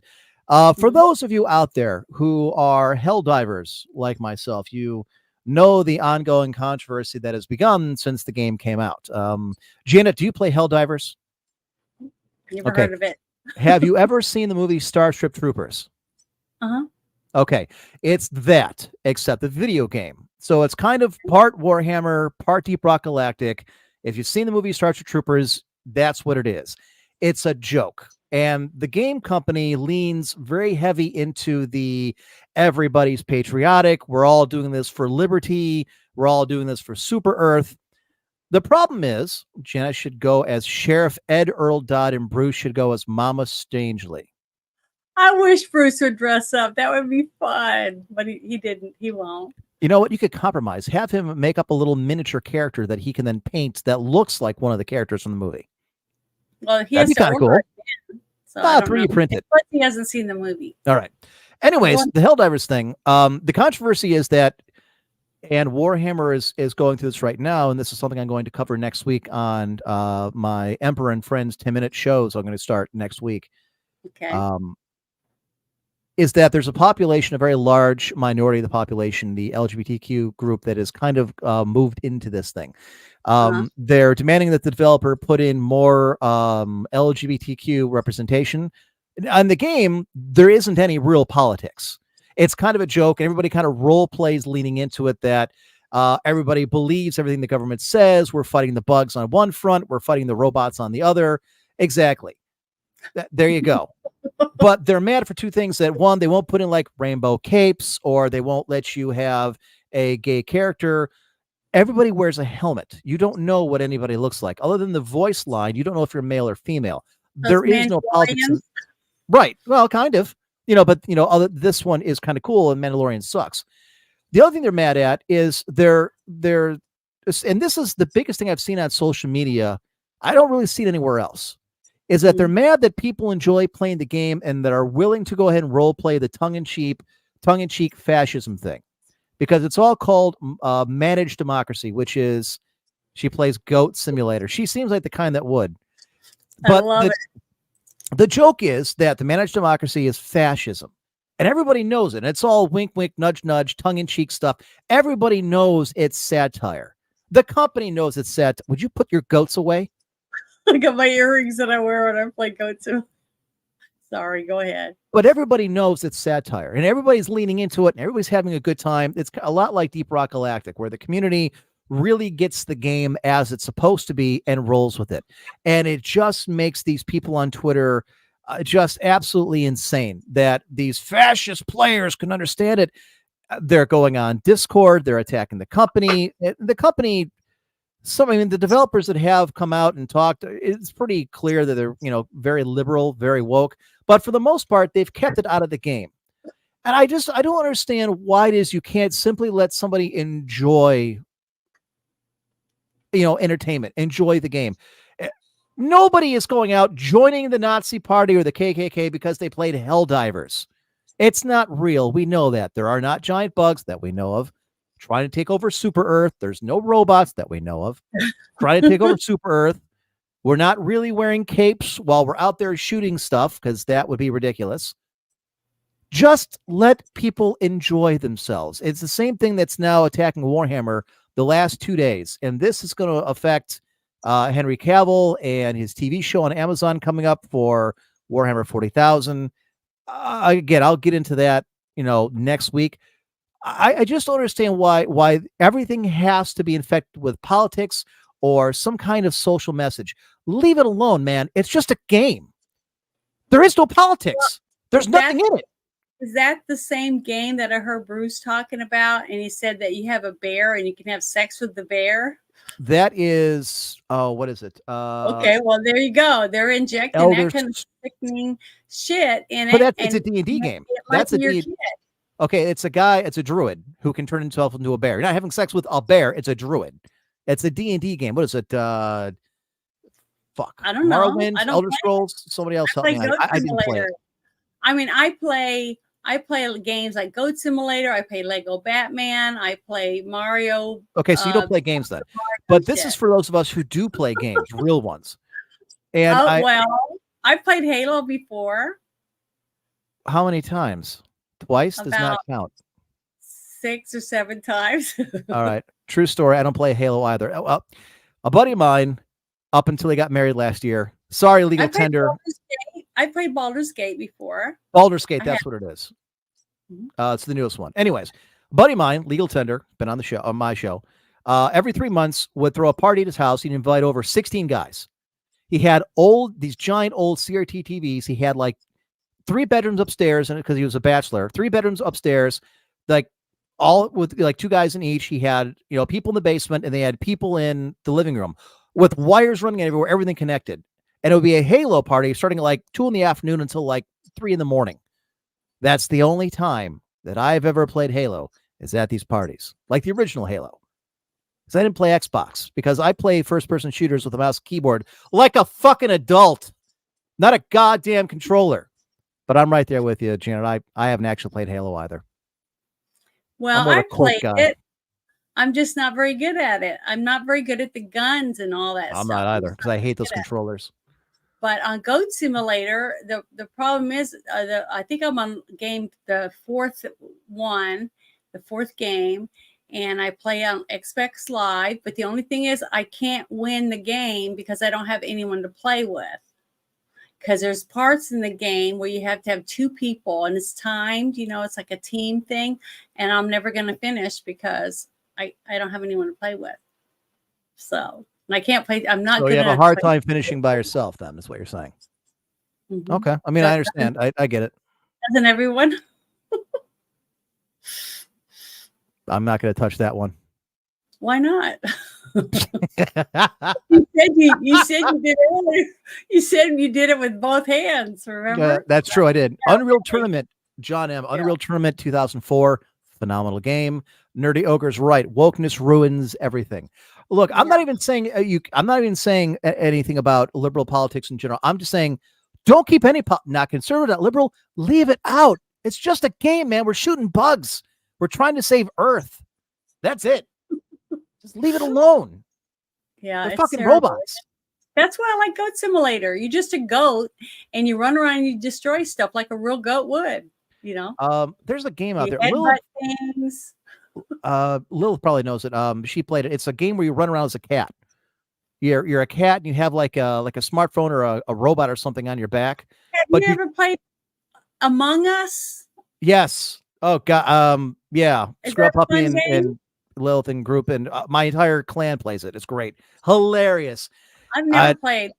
I've been asked to play, but we learned to throw play, Lilith off first because she's always the murderer every fucking time. well, I play role Don't playing trust games. her. Oh, well, good for you. Like what? You know, Like like Goat Simulator? Pathfinder Pathfinder. Okay. All right. every Saturday. What else? And I play with Six Nations. He's in the chat. I play with him every other week, live. In Pathfinder. Oh, live. Oh, the D&D thing? Well, it's a game that, it's a beta game that Bruce is writing himself. So we're learning a lot on I that. can see and Six he's getting Nations being a beta. Yeah. What else have you played? You've named 2 games. You got to, I mean, I play role-playing games. What else? I play mostly Goat Simulator is what I love to play because I laugh the whole time I'm playing it. Wait. You just said you play role-playing games, but you do shit on everybody who played Baldur's Gate and had sex with the druid who turns into a bear. Well, Didn't you play a druid in D&D or something? Or was that a cleric? What did you play? Were you a cleric? I'm a cleric on one, and then I'm kind of like a wizard on the other one. Okay. That has Goat a tiger. Simulator. And I can whip myself up a triceratops to fight and stuff like that. It's fun. Yeah, that sounds like it should be in a medieval setting. I can pull up a T-Rex. Mm-hmm. So what's your favorite game of all time? If I put a gun to your head and said, tell me your favorite game. I don't know why I would do that, but if I did. Now, is cards a game? Would you consider that card game? Sure. Texas Hold'em. Texas Hold'em. Okay. You any good at it? Yeah, I've won a couple tournaments. Really? I even got to go play in Deadwood. Deadwood, North Dakota?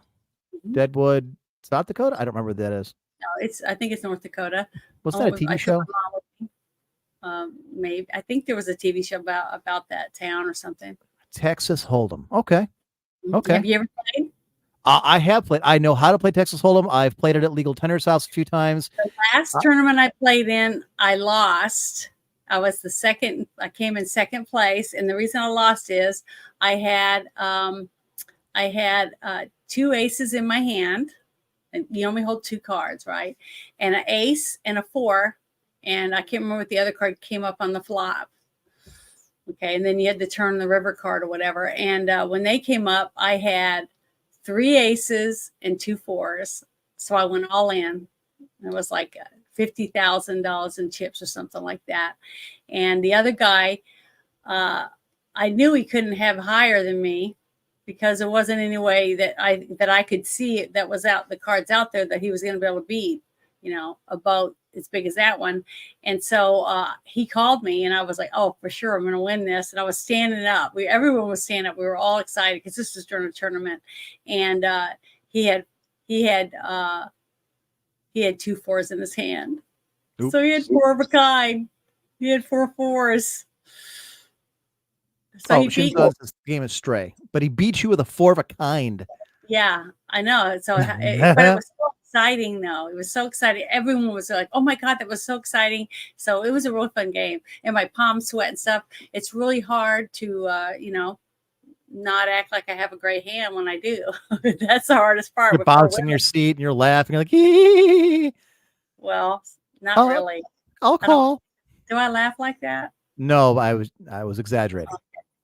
Thanks. See, I'm more of I guess I like more of a war. I'm a big cards guy, but I'm more of a war game thing. And I blame my buddy Jason. I played semi-pro baseball when I was in college in the off season, the summer, and this is probably I don't know 2000, 99, something like that. Anyways, we're in a rain delay. We're sitting there in the dugout. We're bored as hell. And he pulls out these magic cards. He's like, "Hey, you want to play some Magic?" I'm like, "Yeah, you can show me a trick. What do you got? Do I got to pick a card and remember it?" And I said, "No, it's a card game. It's a war game." And he proceeded to, oh my God, it wasn't Jason, it was Mike. I'm sorry, Jason did play this, but Mike is the one that taught me. He was our center fielder. Not that they're listening, but sorry, Mike. Mike is the one that showed me how to play. And I learned how to play Magic literally during a rain delay while we're waiting for our game to start, which eventually got washed out. So I started playing Magic. I actually still have my old cards from like Unlimited and Revised. And I played up and through, I don't know, probably the end of college, maybe a couple years after, because I kind of lost track of the people I played with, but I really liked that card game. But that was, I think I stopped playing in Visions, so it was a long time ago. I can't play poker because I'm afraid of losing my money. I went with a friend of mine about 2 years ago to the casino that they have here in Cleveland. Only time I've ever been to a casino. John, I miss Magic the Gathering. All my friends moved that played it. I'm sorry that both of them moved. That's kind of rough. But I went to this casino and I played the slots, and my friend's trying to convince me. She's like, "Look, you got to play the pokies or whatever they are." I'm like, "What is this?" "Oh, the one-armed bandits." I'm like, "All right." So I would put them in. I'd go up $20, cash out. Go up $20, cash out. She's like, "You're not supposed to do that. You're supposed to let it go." I'm like, "No, I'm up $20. Fuck this.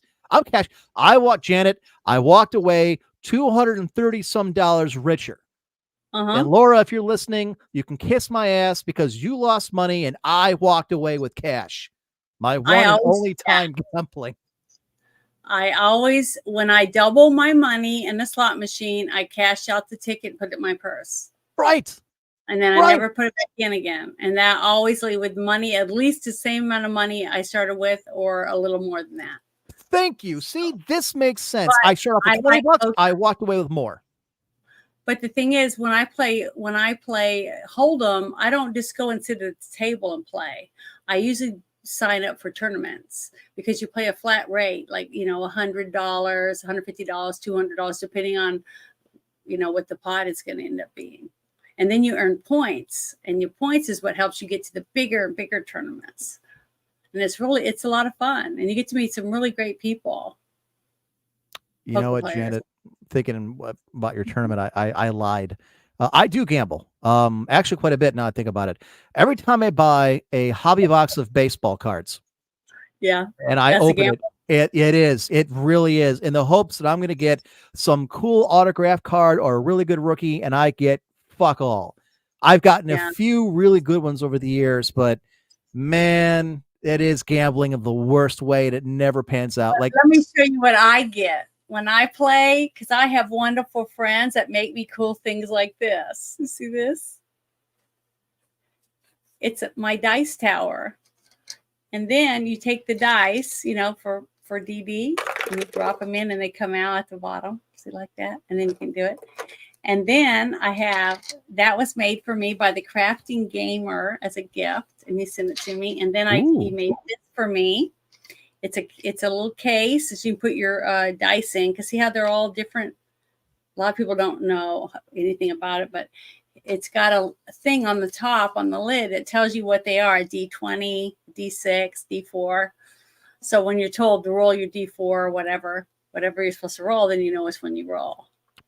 Actually, reminds me, I've got a set of dice for you that I got you last year, and I never sent it to you.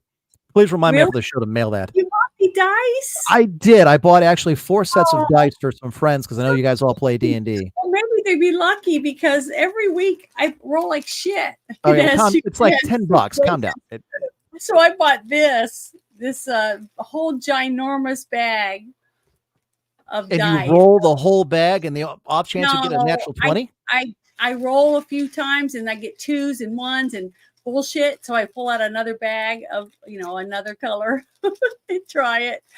And they all suck. I mean, I'm just not a very good roller. That's why. That's right. I'm not either. Anybody who's in my World of Warcraft clan can tell you I never win rolls. Before we're done, because I got to show this. I got to get it. I've done one article, and it's an hour and a half in. My God, where is time gone? I know, as I told you. But see, isn't this cool? It's a little leather pouch. It looks like a dreidel. It's a D20. D20. But That It is has kind of cool. It is. He made me this as a gift. The Crafting Gamer. He's such a doll.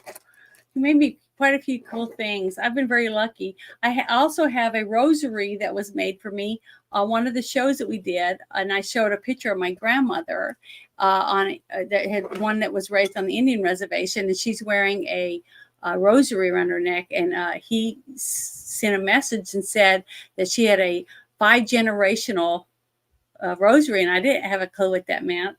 Are you even Catholic? No, I'm not Catholic, but my great grandmother was. So he made one for me as a gift, and it's just beautiful. So and it's a little pouch I keep it in and stuff. So I've been pretty lucky. I've had some really sweet people. But if anyone wants my my address send me a message or whatever on my fan mail. It's on my YouTube channel, Janet from Another Planet, and which is hooked to this. What we're watching, and you can send me something. And if you do, I'll send you a thank you card or whatever back. So at least I try to. John M asks, "Are you excited for the next expansion pack, Emperor? Expansion pack for what? For Magic the Gathering? If so, I haven't played it in 20 years. Couldn't tell you. If you're talking about a game, you'd have to let me know which one, because we've kind of covered some ground.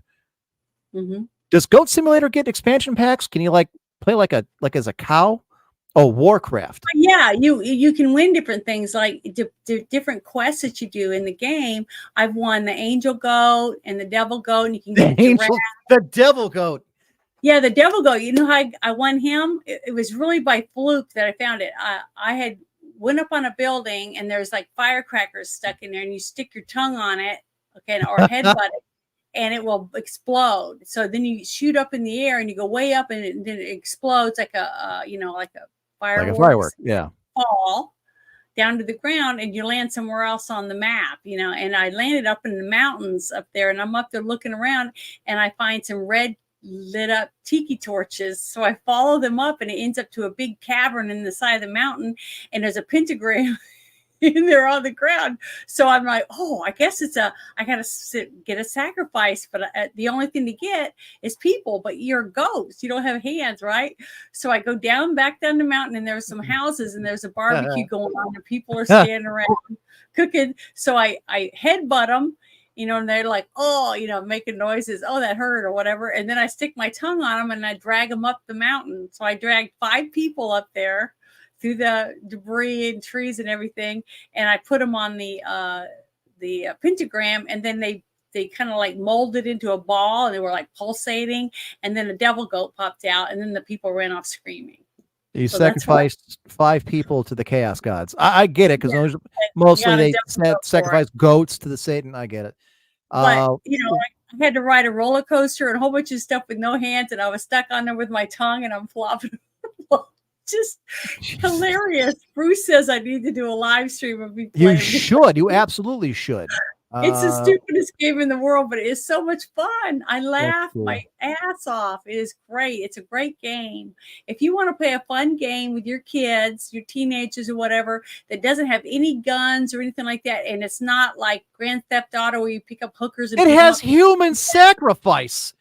What the hell? It's not like Grand Theft Auto, but you do sacrifice people to Satan. Ran off. They weren't hurt. I mean, after we made the other, they molded down into a. They did. A pentagram. And then the goat.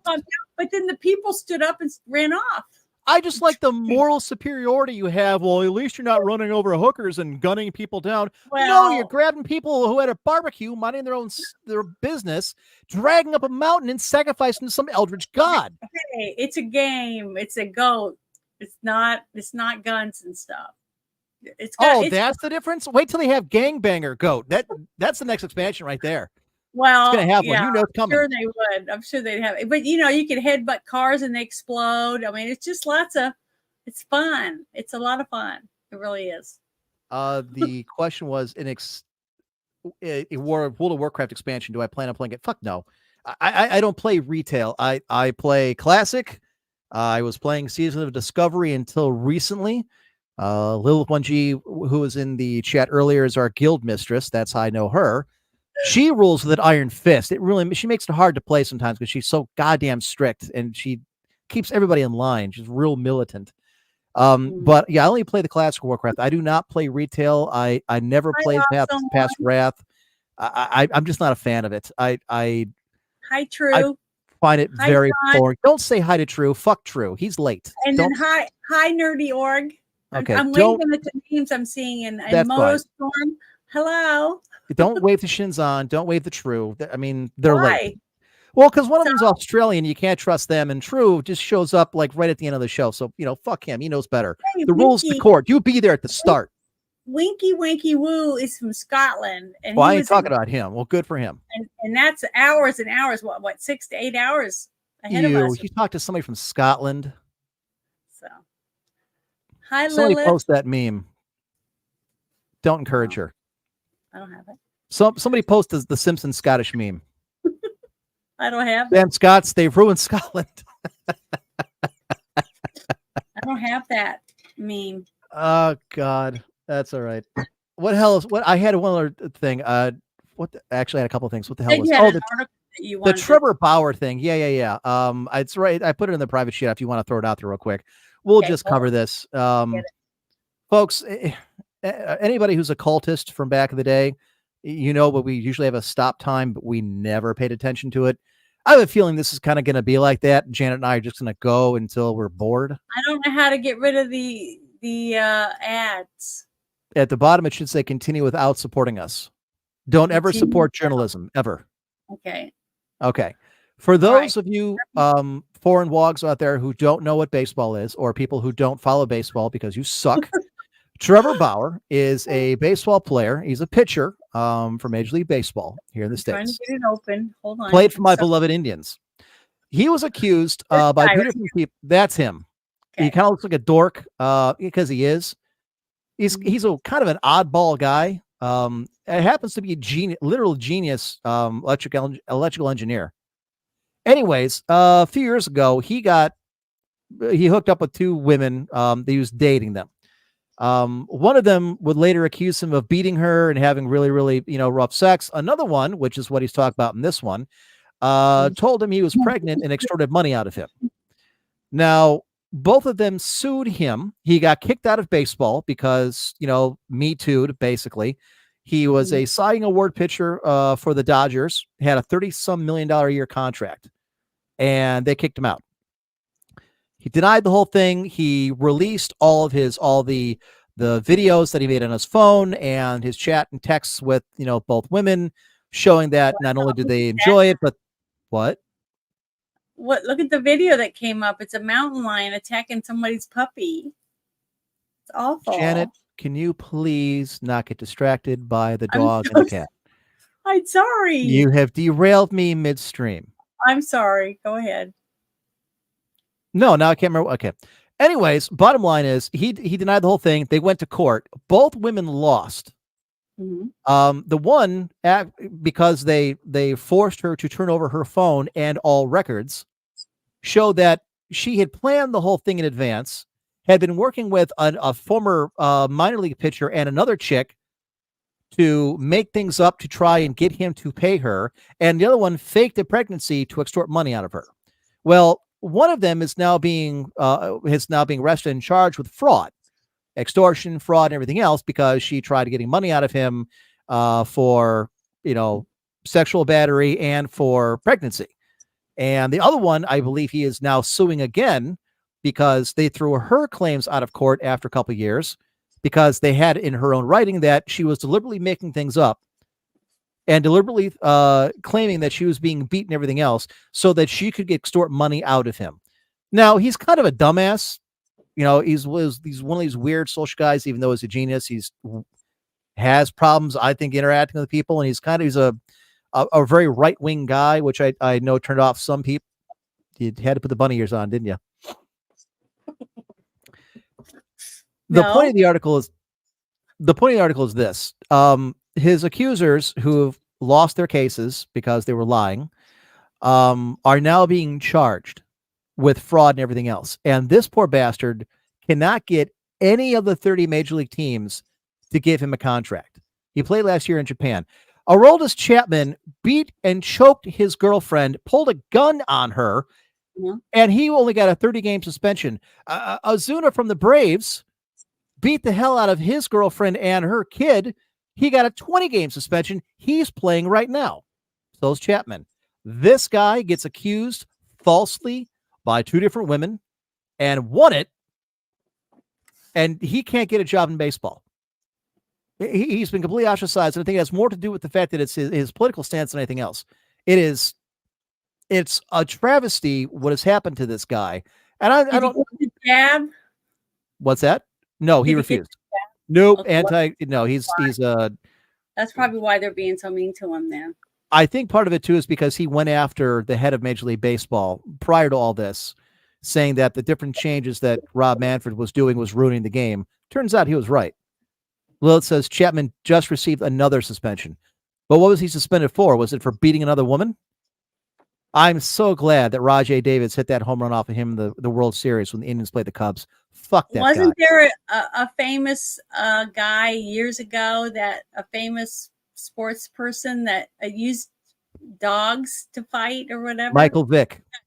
And he got in trouble, right? He went to jail and then got back in the NFL when he got out of jail. Oh.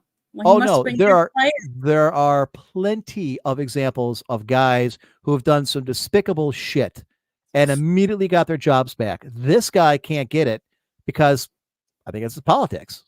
That's what I think it really comes down to. I mean, it's not like there aren't teams that really need pitching, especially of his caliber. They do. They just don't like this guy. Twitter absolutely hates him, but again, he disrespected the home plate umpire, which means he probably called him a cocksucker. Folks, in baseball, don't ever call the umpire a cocksucker. He will throw you out immediately. That's like the golden rule. That's the one thing you never say to an ump. You can call him a fucker. You can question his sexuality. You can say he fucks goats. Don't call him a cocksucker. Why?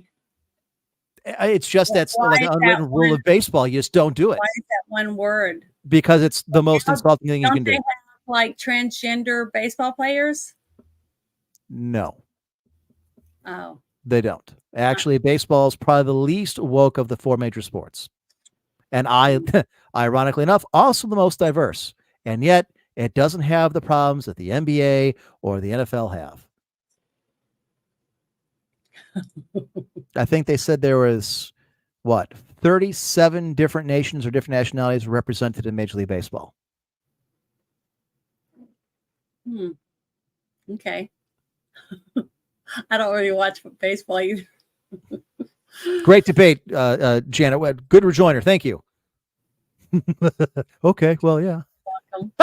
I'll take your word for it. Yeah, it's all right. My mom loved baseball. I remember I took her to somewhere in Ohio and she got to meet Bucky Dent. Wow. She thought that was cool. She just talked about that for years. So Bucky Dent. That's a name I haven't heard in a long I didn't know. I never heard of it until my mom said something about it. Someone had said that he was going to be at this one game, and my mom was like, I want to go to the game. So we fixed it so she could go since we were already going to be there. Was he the manager or was he a player? No, I think he wasn't a player. I think he was just there with some other people. Because he played mainly in the 70s and 80s, if I remember. And I thought he was a coach. He was a coach up until a little while ago. I think this was in the 90s.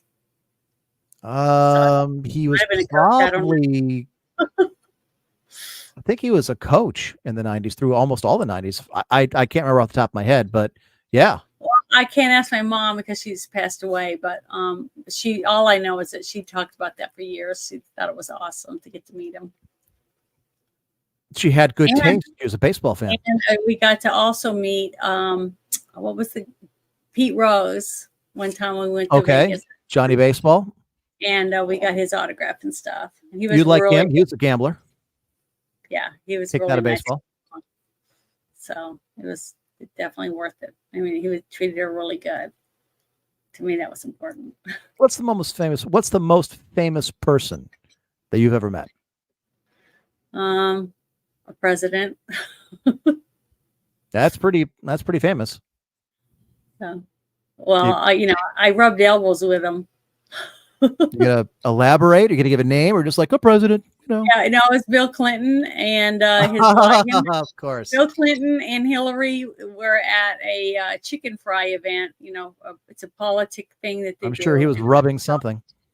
And he was governor at the time, though. He was just a governor when I met him. And it wasn't that long after the chicken fry when Guy Tucker, I think is his name, that was his VP under him in as governor, went to prison. So, oops. Oh well. Yeah, I was there with my mom and some other people. It's a fundraiser. United States officials have told ABC that Israeli aircraft have carried out airstrikes and operations inside of Iran, which come amid reports of explosions in Isfahan. So the Israelis aren't listening to good old Joe. We'll probably have to cover that tomorrow at the Friday Shit Show. Yeah, but I don't listen to him either. So all right. I can't stand him. Oh, we are in such bad shape. As an Air Force brat, I never thought we'd ever be in this position in my lifetime, but that's why I don't want to talk about politics. No, I get you. I'm right there with you. Yeah. Oh, well, it's the dream of maybe something better coming down the road. Maybe. I think it's going to get worse before it gets better. Yeah, it will. It always gets worse. And on that happy note, so did you have anything else to cover, my dear?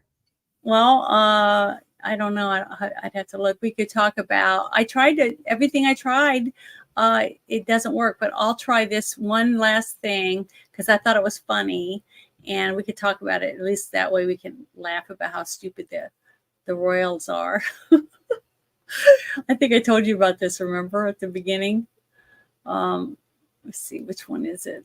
I just have a hard time remembering which one it is. I'll be honest with you, Janet. Sometimes I just zone out and just stare at you. So you could have been talking to me. I just didn't hear it. Oh, you're so sweet.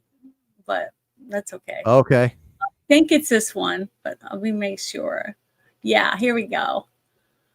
Okay. Windows fell out of a King's plane mid-flight after filming lights melted frames. Yep. So they were flying at 14,000 feet. What is with planes just falling apart? When did this become a thing? They're not spending money apparently to keep things, in shape. But look, these 3 windows, those 4 windows on his plane. So they had to immediately start dropping, to get down to where the pressure was, where they could breathe and everything. All I see is the Twitter post. Yeah. Oh, you don't see what I'm looking at? I do not. Oh, damn it. This sucks, man. It's the first show, ladies and gentlemen. There's going to be some bugs as we work it out. It's always going to be this way because I'm involved. Don't tell them that. Well, look, nothing's ever going to work. We're never going to get the videos. Just fucking deal with it. I'm sorry. I'm not a professional. I'm just trying to learn. True says, my stocks can't take another week like this. True, you should tune in tomorrow at 10 p.m. Eastern right here on Janet from Another Planet for the Friday Night Shit Show because I have a topic about a unrealized gains tax that Biden wants to put in. We'll talk about that tomorrow night. Let me try it one more time really quick and pull up the other one. That's what's called a segue, ladies and gentlemen. Oh, please, no, that's not it. Here it is, this one. Yay, can you see it now? This yes. Right here? Okay, these are the windows right here, these 4 windows that started coming undone while they were 14,000 feet up. What kind of plane is it? Let's see, what does it say? The A321 Neo. Yeah, A321 Neo. Is that a Boeing or is that somebody else's? Mm-hmm. All right, is there a plane nerd in the chat that knows what this is? An Airbus. Oh, it's an Airbus. Okay. So what does that mean? It's a bus that flies in the air. Okay, well, I think it's a European. I think it's a French plane, isn't it? It's a shame, but the that Charles didn't get sucked out the window, but maybe I shouldn't say that because he's not my ruler. So someone might really love him. Well, Yeah. it probably was his mother, but she's dead. Yeah. Actually, take it back. She probably didn't like him either. You know who else doesn't like Charles? Cancer. Well, Cancer likes him. That's why it's on him. Oh, I would have Right? said it doesn't like him. That's why he's eating him from the inside out. I was Kind of gonna like say, he's eating Kate from the inside out. isn't his wife named Camilla? Yes. She likes him.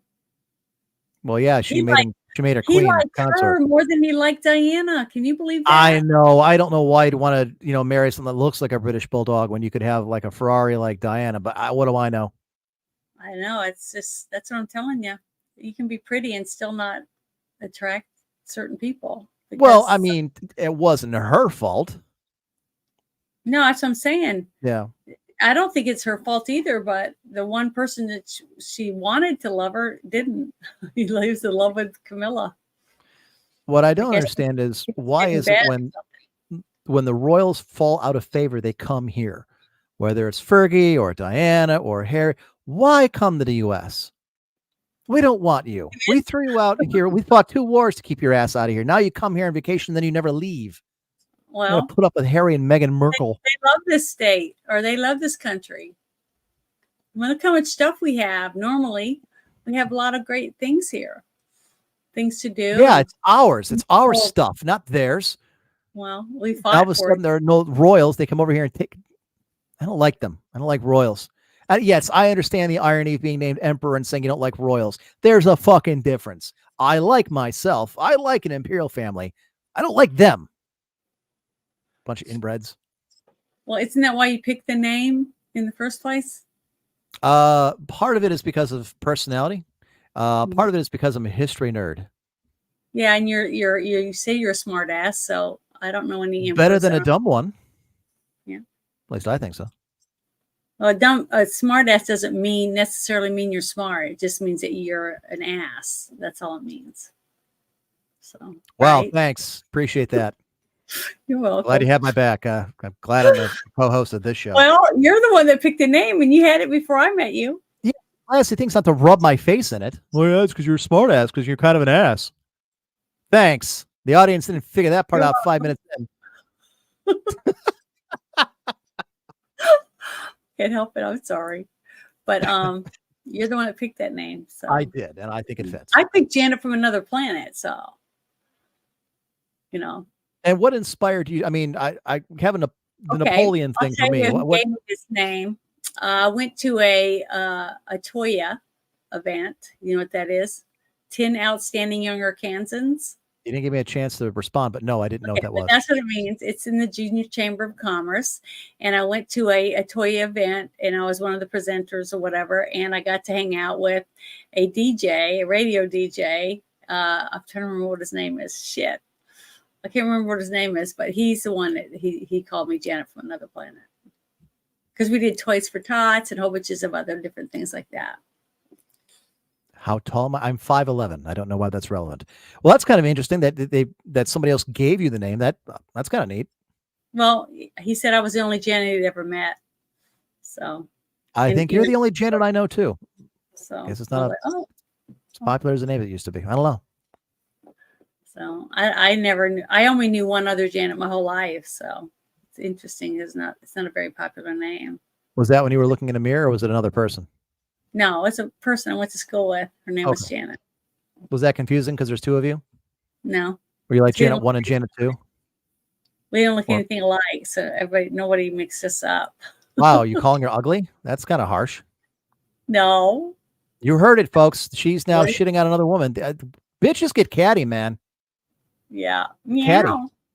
Oh, God. But I'm a bunny. I'm a bunny right now. So I'm not a Yes, kitty. I saw the... I have kitty ears too. I'm wearing them too. You just can't see it. I have horns and I have angel wings and everything. I got all kinds of stuff. I don't think someone who's sacrificing humans to their goat god Six should be wearing Nations has seen angel lots wings. of my costumes. He's come to, I think, almost every single show we've ever done. Okay, now we know why. Wow. Because he likes good movies. I don't keep tabs on that kind of thing, but what I do know, okay, it's gone.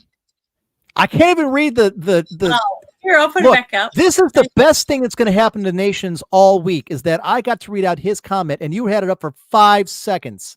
Okay, it's Okay. back up now. I don't keep tabs on that kind of thing, but what I do know, my family were insurrectionists. Lel, you actually type that in. Our cousins across the pond can keep their monarchy. We got our potato in chief to deal with. Well, I will have you know, Potato Chief. allegedly, and I say this allegedly because I've never seen definitive proof, but we had family in the IRA back at the 20s, is my understanding. Yeah. Thank you, Nerdy Ogre. Smartass means you're an ass with a quick wit. Dumbass means you're a Democrat. Ouch. Yeah. But here at the Shit Show 2.0, we want everybody of all political denominations to love us and worship us, whether you're a dumbass Democrat or somebody else. He wants everyone to worship. Yeah, you're pointing like, no, over there, no, over here. Well, because it's the way it is on the screen. I want what now? What do I want? You're an emperor. You want people to worship you. Yes, that's why the call to the emperor exists, or it did exist. I'm not Queen Janet. Went away with the show. From another yes, planet. I demand worship. I think I'm worthy of it.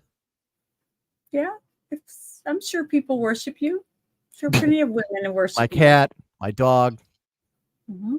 Yes, I have a long line of exes that would disagree with that. Yes, see, look, there you go.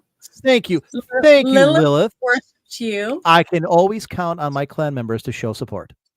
That's this right. after I, of course, said what a brutal disciplinarian she is with her WoW guild, but I'll pay for that later, I'm sure. She'll probably whip you. Probably. I wouldn't put it past her. She's Australian, so you know about them. Hey, I love Australian accents. Yeah, you don't love it so much when she's calling you a see you next Tuesday because you didn't step somewhere you were supposed to in World of Warcraft and you wipe your raid. Then it's not so much fun.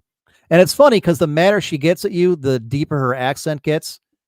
The reason we put up with it, though, is because she's really good at her job. Right? Like really good.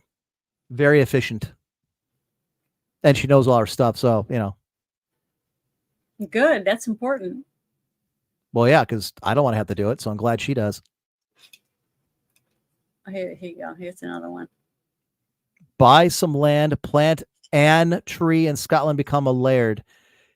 You know what? I want to say, wasn't that ended up being a scam? That shit that was, because the Quartering did that. And I talked to him about it on Twitter, a couple of years ago. I thought it was because he was in the middle of advertising for those. And you can call yourself a lord or lady because you bought a tree in Scotland. But it ended up being like it was a company in China that was actually selling all that shit. And there was no proof they ever actually planted a tree. Not to mention, that's not at all how the lords and ladies thing work. Okay, so True says, yeah, it was a scam. All right, I figured as much. I never heard of it. So, well, it was this thing that they had a lot of different YouTubers that were doing these advertisements. I know Quartering did. You know what? I think even the Critical Drinker did. I don't remember. Anyways, what it was you could send away for like $100 and they'd send you a certificate in the mail that says you are now a lord in Scotland because they sold you like 1 square foot of land, which makes you a landowner, which now makes you a lord or lady. And you could actually put that on your signature or your credit cards or your passport or whatever the fuck it was. And that they would plant a tree on this one piece of land in Scotland. Mm-hmm. And that is not at all how Scottish or Irish, titles work, but it was funny. It's kind of like buying a star for somebody. Like, hey, send $1,000 and we'll name a star after you. And here's a star chart. I guarantee you there's like 2 charts. It's the same fucking star for every single person they sent them out to. Dumbass that I was before I was married years ago, being the romantic sod that I was, bought my then girlfriend, now ex-wife, a star and named it after her, thinking this would be great. How romantic. We can look into the sky and I can point to it. She looked at me like, this is fake, right? It's just a piece of paper. It's like, what? We're never going to travel to the star. And if what do we do? You think they're going to call it, My Name's Star? Wow. No, I guess I didn't think about it. I thought I was doing a nice thing, but Oh, it is a nice thing. No one's ever done anything like that for me. I think Yeah, that's really sweet. that should have been a warning sign, but it wasn't. Bitch. Oh, I'm Unless you're sorry. listening, in which case I'm just But kidding. you had kids with her, right? I had a kid So with her, yes. she gave you beautiful child, so that makes up for it. Actually, she's not a bad person. We're better off this way. She's much better as a ex-wife / friend. Well, than I she- think that was sweet. It's the I fact have that a you heart of gold. something like that, I think was romantic right there. Just because I hate everybody doesn't mean I don't have a heart of gold, Janet. Someone's asking do you have a throne, and I was going to say yes, and the toilet brush is his scepter. Mm. Yeah, see your How long am I waiting to trot that one out? toilet throne. Yes, think I have it's fun. 2 thrones. Thank you. Mhm. Bastard. Make fun of me. Established titles. Thank you, True. That was Established Titles was the name of it. That's what it was. Mhm. Yeah, I'm trying to get down and click on them like that for you. Was the company name. Yeah. Look, if you're willing to pay us for the sponsorship, I'll hawk whatever you like. I don't care if it's a scam or not. It ain't my money. You want to be an Irish lord? Give me money. I will be more than happy to advertise your garbage company. In fact, let that be a lesson. If you are a prospective company out there watching this right now, and you're like, you know what, this is the demographic we need, the smart ass middle-aged white guy demographic. Send your email to fridaynightshitshow@gmail.com. I am more than willing to whore myself out to hawk whatever garbage product you have. If my listeners are dumb enough to buy it, I am more than shady enough to sell it. Make that call. You can hire me to do a voiceover. See, there you go. She's one to whore herself out. We are whores, more than willing to make money. There are people out there making $1,500 hooking in the nude or selling feet pics. I'm willing to sell your product. I won't. I might do my feet, but I'm not going to do nude pictures. No.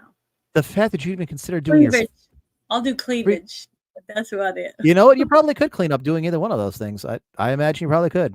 See, now that's not fair because I don't have any cleavage and no one's going to give a shit about my feet. I can't sell anything. Cleavage. You just put a bra on your butt cheeks and it looks like cleavage. You just do a zoom in.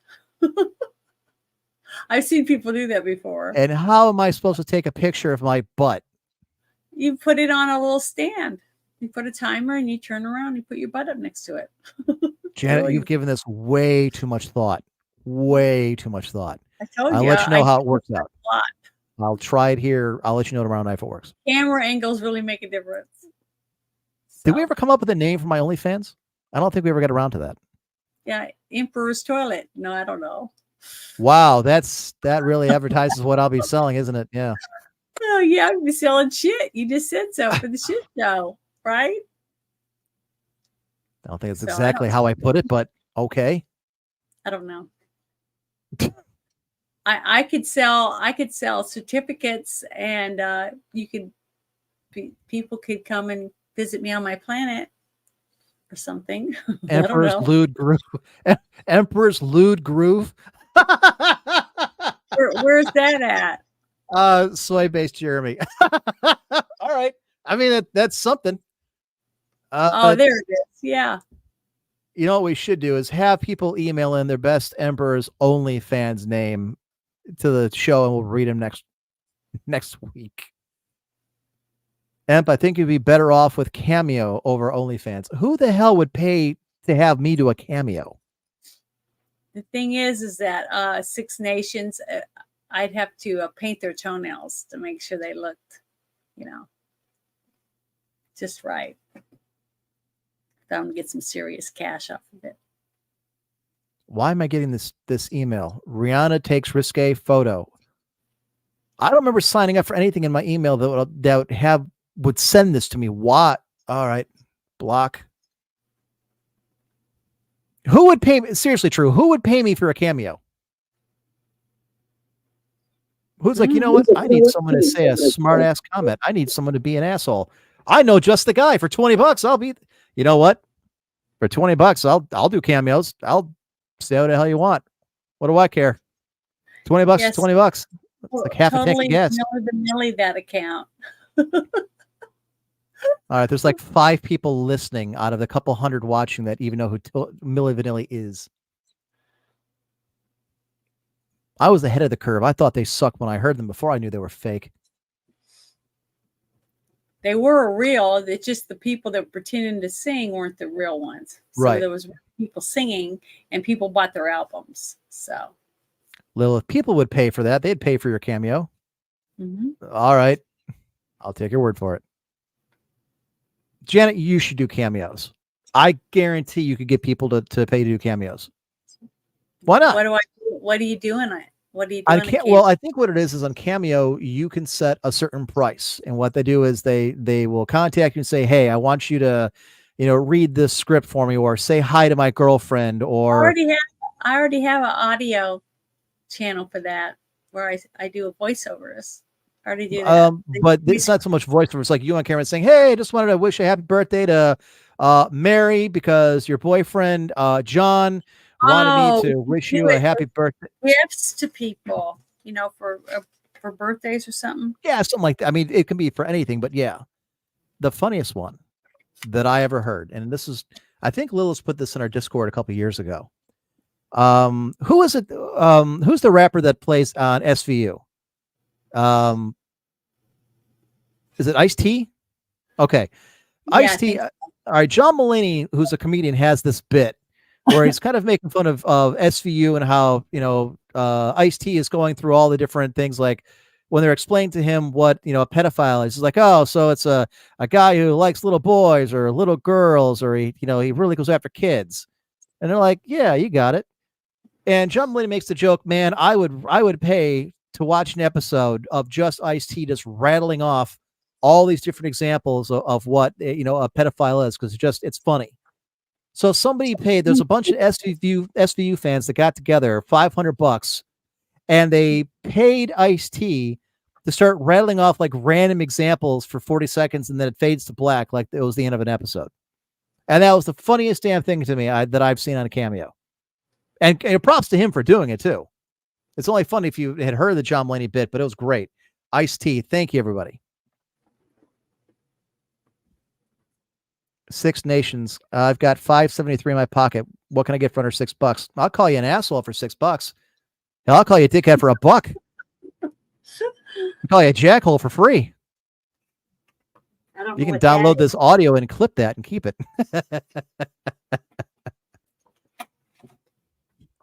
By the way, I appreciate the audience interaction. It really makes these shows much more entertaining.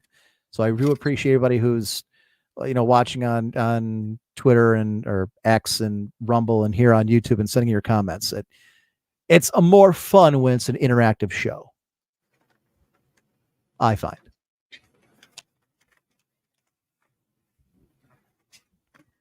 Well, I was trying to find some of my pickup lines that I had, but I can't find any of them. I don't know where I put them. You don't remember any of them? Just rattle a couple off.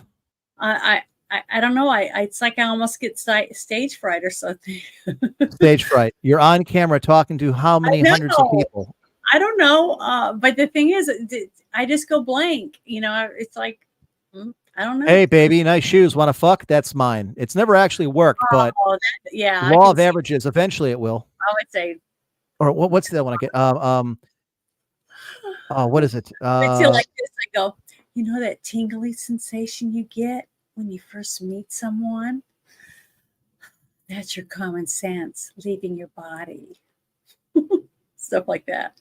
Okay, I've dated enough women. That's true. Oh, I remember what it is. How much does an elephant weigh? Enough to break the ice. Hi, my name is.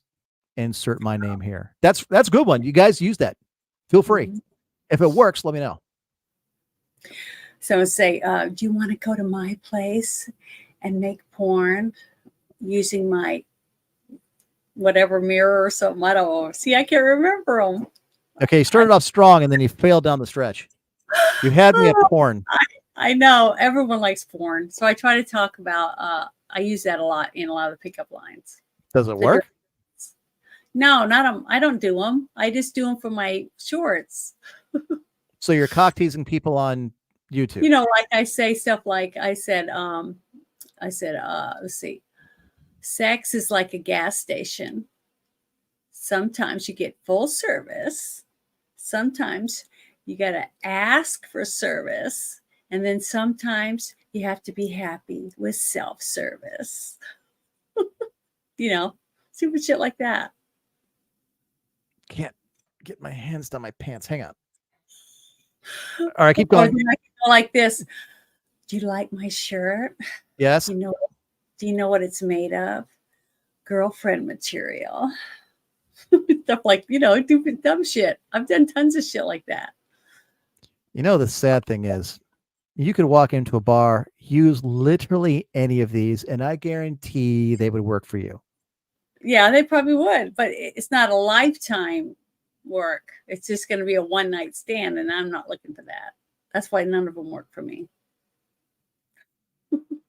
Well, you should walk like, hey, See? I'm looking for a full-time husband in a long-term relationship. Yeah, and then they run. Well, women don't need pickup lines, Nerdy Ogre. No, I suppose that's true. At least attractive ones don't. Does it help having an accent? Does that work? I mean, is it easier to talk to guys? You get more attention? I don't think I have an accent, so. All right. Not Lilith, I don't know your dating profile, Lilith, but I know you're Australian. Does it? Well, I guess if you're in Australia, everybody sounds the same. Does an accent work? Or Shinzan, you're Australian. You're a dude. You don't get hit on by anybody. None of us do. I get hit on like, hey, I got a big dick and a big wallet. Oh, that'll bring the chicks. Well, doesn't it? I mean, look at George Costanza. Didn't he have a big wallet? He didn't have lots of girls. No, he was constantly poor. Remember, he had to live with his he had a big family wallet for a while. Lots of stuff. Oh. But he was short and bald. Well, I've never once, not one time have I ever asked a man, how much money do you make? Nothing like that. Because if they don't make me laugh and I don't enjoy talking to them, then I won't go. Well, you don't want to be dating a homeless bum either. Like, you're the funniest guy I know. Sweet. You want to come back to my bridge? I want him to have a home, but I have the nicest tent in the nicest house on the street or anything like that. I've never thought about any of that stuff. I have a house. It's not perfect, but I have the largest cardboard box on Skid Row. Want to go back to my place, baby? Well, I wouldn't meet anybody like that because I'm not anywhere where I'd bump into someone that lives in a box. Oh, so you only go to the rich places. All right. I can go there. I hardly go anywhere anymore. I don't think in my life I have ever picked up a chick at a bar. I'm trying to think of the places because I've dated a lot of women. I'm trying to think a lot in bars. Well, I'm not a drinker. That's part of the problem. I mean, I go to bars with my buddies, but I mean, no, I was always designated driver when I went almost every time. Yeah, I did that too. And it's not a lot of fun either when you got like 5 drunk friends and they're all drunk and yes, you're trying to chase them all down and get them in the car. I tried doing that in your mid-20s. And you're all ball player friends and they're all dicks.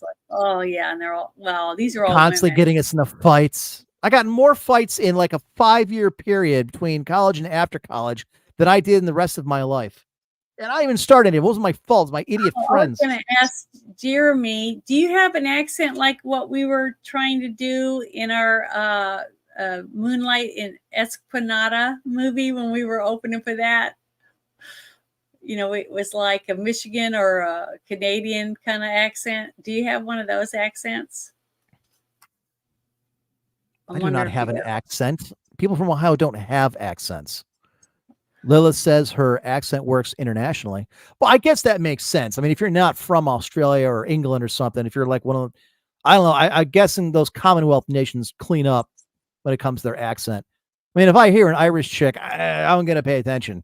Yes, I tried to talk British before or Cockney or whatever. It's like, he taught me to walk and to talk and to dress like a regular lady. He gave me real class, he did. That's the only thing I've ever said that way, though. Fresh in your drink, governor. That's what I know. Jolly good. Cheerio. I just don't do that stuff very often. So I hate the British. That said, I have some friends from there. Well, I have lots of friends that from England. So that's one of the It's one of the things that I guess I am fortunate and very appreciative is when I finally stopped doing my show some years ago, I had met so many people from across the world. I don't think in any other situation I would have ever come into contact with people. I mean, literally scattered all over the world. And a lot of them I still talk to today. Lilith, Shinzan being examples. But people from New Zealand and Australia and Sweden and England, France, Ireland. We had one guy from Colombia who was friggin' hilarious. Saint. I don't know whatever happened to him. But a lot of them still hang around my Discord, even though, we haven't done the show in a long time. But it's interesting to me, and I guess it's one of the blessings, one of the nice things of the internet is that it made the world a lot smaller. And I know that there's bad to that as well. But is one of the things I like about this kind of medium, back then before it was called a podcast, when we were doing live radio, or this, because it does bring you in contact with a lot of people that you ordinarily wouldn't talk to. And it's always fun to get their perspective about how they see the world, how they see America, and vice versa, that kind of thing. And I've always really enjoyed that aspect of it. I didn't have anything else for that. That's just where that went. Well, I was born in Newfoundland, but why would you want to go to Finland? Not Finland, Newfoundland. Why would you want to go to Newfoundland? It's just as cold as Finland. I want to go there. I'm going to go there this year. Oh, Canada. There's Canadians there. Why would you want to go there? Because I was born there and I want to see where I was born. You're foreign? Mm-hmm. Oh, that starts to make a lot of sense then. My dad was in the Air Force. Crossed the border, did you? Mm-hmm. I did. Where's your green card? Are you legal? Janet, are you legal? I'm legal. Okay. Because I would be honor bound as an American to report you if not. It would kill me to do it, but I would do it immediately. Throw out of the country too. I guarantee it. Now, see, I had applied for my dual citizenship right before COVID, and then when I saw how they were treating the Canadians, I was like, going to say, have you seen how they treat them? Yeah, so I didn't finish filling out everything because Newfoundland is one of the only countries up there now, or provinces or whatever, that will let you. Providences. It's one of the only heavens up there. Go ahead. Thing is that they're one of the only areas that will let you become a dual citizen because you're born there, your birthright. So Canada's changing the rules. They don't want you to come back. Well, fine. We don't want to. Because they're not like us. We're one of the only countries in the world that allows anchor babies. I'm aware. So, that's what it is. Maple sucking puck slappers. Which thing did you say? I was trying to find it again. It says that you do have an accent, Emperor. There are no accents. I'm in the Midwest. There's a reason they hire people like me to do news all over the country. We don't have accents. Maybe Jeremy has that stupid northern Michigan accent that sounds like Canada. A boot? What's a boot? What's going on? Maybe that, but yeah, we don't have accents here. This is like the definitive American accent, the Midwestern accent, not the stupid Wisconsin one. When I was a kid growing up, my dad was in the Air Force. I lived in Florida. I lived in Spokane, Washington. I lived in the Philippines. I lived in Maine. I lived in New Hampshire. I lived in lots of different places, and Georgia. And everywhere I went, people said I had an accent from somewhere else. So, I don't really hear an accent, but I guess I might have a little bit of a Southern because my mother was Southern and all her family was from, Oklahoma, Texas, and Arkansas. So, but my dad's family, almost all of them are from Nova Scotia and Maine, New England area.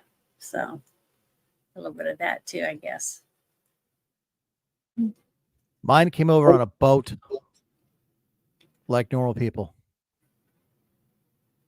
because we got wiped out by the British. Yeah, a Cooper accent. That's what when you were talking because of that movie.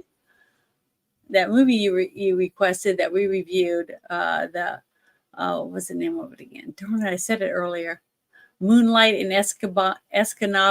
Yeah, that's what. And I wore the red overalls when we did the not overalls. What do you call those? Long johns. I wore red long johns for that review. That's what I I like wore. how you remember which review and which movie you did based on the costume you wore. Yeah, because I want to fit in. I want to look like I belong. It like I wore a tie and I wore a bra and a tie and a jacket, a old looking jacket from like the 70s or whatever when we did used cars. Because I wanted to look like, a sexy car salesman. I have no idea And I why. had a blonde wig. I had a blonde wig. Everybody loves when I wear the blonde wigs. So For some reason, I just got the urge to watch Buckaroo Banzai when you said a tie and a jacket. And I have no idea why that. Talk about the most random shit to pop in your head while you're talking about that. It's like, I should go back and watch Buckaroo Banzai because he had a tie and a weird jacket. And I haven't seen that in 35 years when I was a little kid. mhm. That's a random. Was that a good movie for you though? Did you enjoy it? But it's a classic 80s movie. One of those. They don't make movies today like they did in the 80s. They don't make like a family friendly or a mid-level comedy just for the hell of it. You're not going to make $100 million or $1 billion on the box office. Back then they'd make those movies, it's got a $5 million budget. It's kind of cool. Makes like 50 million. It becomes a cult classic as the years go on. There's a shitload of 80s movies like that. They don't make anything like that anymore. I like that one. What's the one with Val Kilmer? It's and he's a scientist. He's a kid. God damn, he's a kid. It's an 80s movie. Whoa, what was it? It's not Weird Science. That's a different one. We did the movie Explorers, but it didn't That's have a him. great movie. No. That's Ethan Hawke's first movie and River Phoenix's first movie. Yeah, we have River Great Phoenix. movie. And then James Cromwell's, and that is a cameo. Mhm. Real It's fun. genius. Thank you, dressed John. up like Real like an genius. 80s mom. Mhm. But there's thought that was great movies like that. Real Genius, Gremlins, Explorers, The Last Starfighter, Daryl, we did the Last Dirt Bike Starfighter. Kid. So That's one of my favorites. Tron's another good one. I'm we just haven't talking. done I'm not talking just comedy. Just talking movies like that. Weird Science was another one. Meatballs. So that was, I guess, more of an adult type comedy, but Mhm. Dead We Poet did Society. Spaceballs. Spaceballs. Yes. And Airplane. Spaceballs. what was the one about the one he's born in a bomb shelter, comes up and That's with Brendan. It's with Brendan Fraser. And Christopher Walken. Can't remember what the hell it was called. Dead Poet Society annoys me, and it's not because it's a bad movie. It's a good movie. My problem with Dead Poet Society is every douchebag I know who tries to write poetry or thinks of themselves as a starving genius quotes this movie as Porky's is a very different animal. Teen Wolf, that's another one. They quote this movie as their inspiration for doing this, that, and they're like, look, buddy. Ferris Bueller's Day Off. Ferris Bueller's Day Off. Any one of those John Hughes movies. War Games, that was good. We haven't Talked done about that today at work. Any of the John Hughes movies. Pretty in Pink, 16 Candles, The Breakfast Club. Blast from the Past. That was Blast the from name. the Past. Yes. Thank you. With Brendan Fraser. But at Dead Poet Society, it's because every douchebag thinks they're deeper than they are. Big Trouble in Little China, another top 10 Emperor movie. That's Bruce's favorite movie of all time. But my movie that I chose for us to do is still his number one most viewed movie on there. Showgirls? My favorite. Is it Showgirls? Showgirls, isn't it? Battery's not included. The Great Raid. The Great Raid is my favorite movie of all time. Cannonball Run. That's the one. Movie about Short Circuit. A true story about us rescuing 500 POWs. Mm-hmm. Yep, I remember. I've seen it. It's a great movie. Yes, it is a good movie. Battery's not included. I saw as a little kid. E.T. was a big budget one. Goonies. Short Circuit. That Johnny Five. I have seen Repo Man. That's with Back to the Future is kind of a bigger budget. Men at Work. Lucas. My grandmas, I Gremlins. mentioned Lucas. See, I like Labyrinth. Beat the hell. Labyrinth is. I just saw that in theaters last Legend month. with Tim Curry. And Tom Cruise, absolutely. But that's what I'm talking about. The Lost The Boys. Lost Boys. That. Wow. I mean, That was these a are good all stuff. Yeah, I saw as a kid, or is a rerun. I could do the same thing with '90s movies, like when I was in high school and college. But I guess that's my point. And I this is an entirely separate discussion. Maybe we should delve into it, at a later time. And it could be just Emperor's a never-ending story, a badass soundtrack, and that movie scarred me for fucking life. But rad. Yeah. What is it with bad movies in the '80s having awesome soundtracks?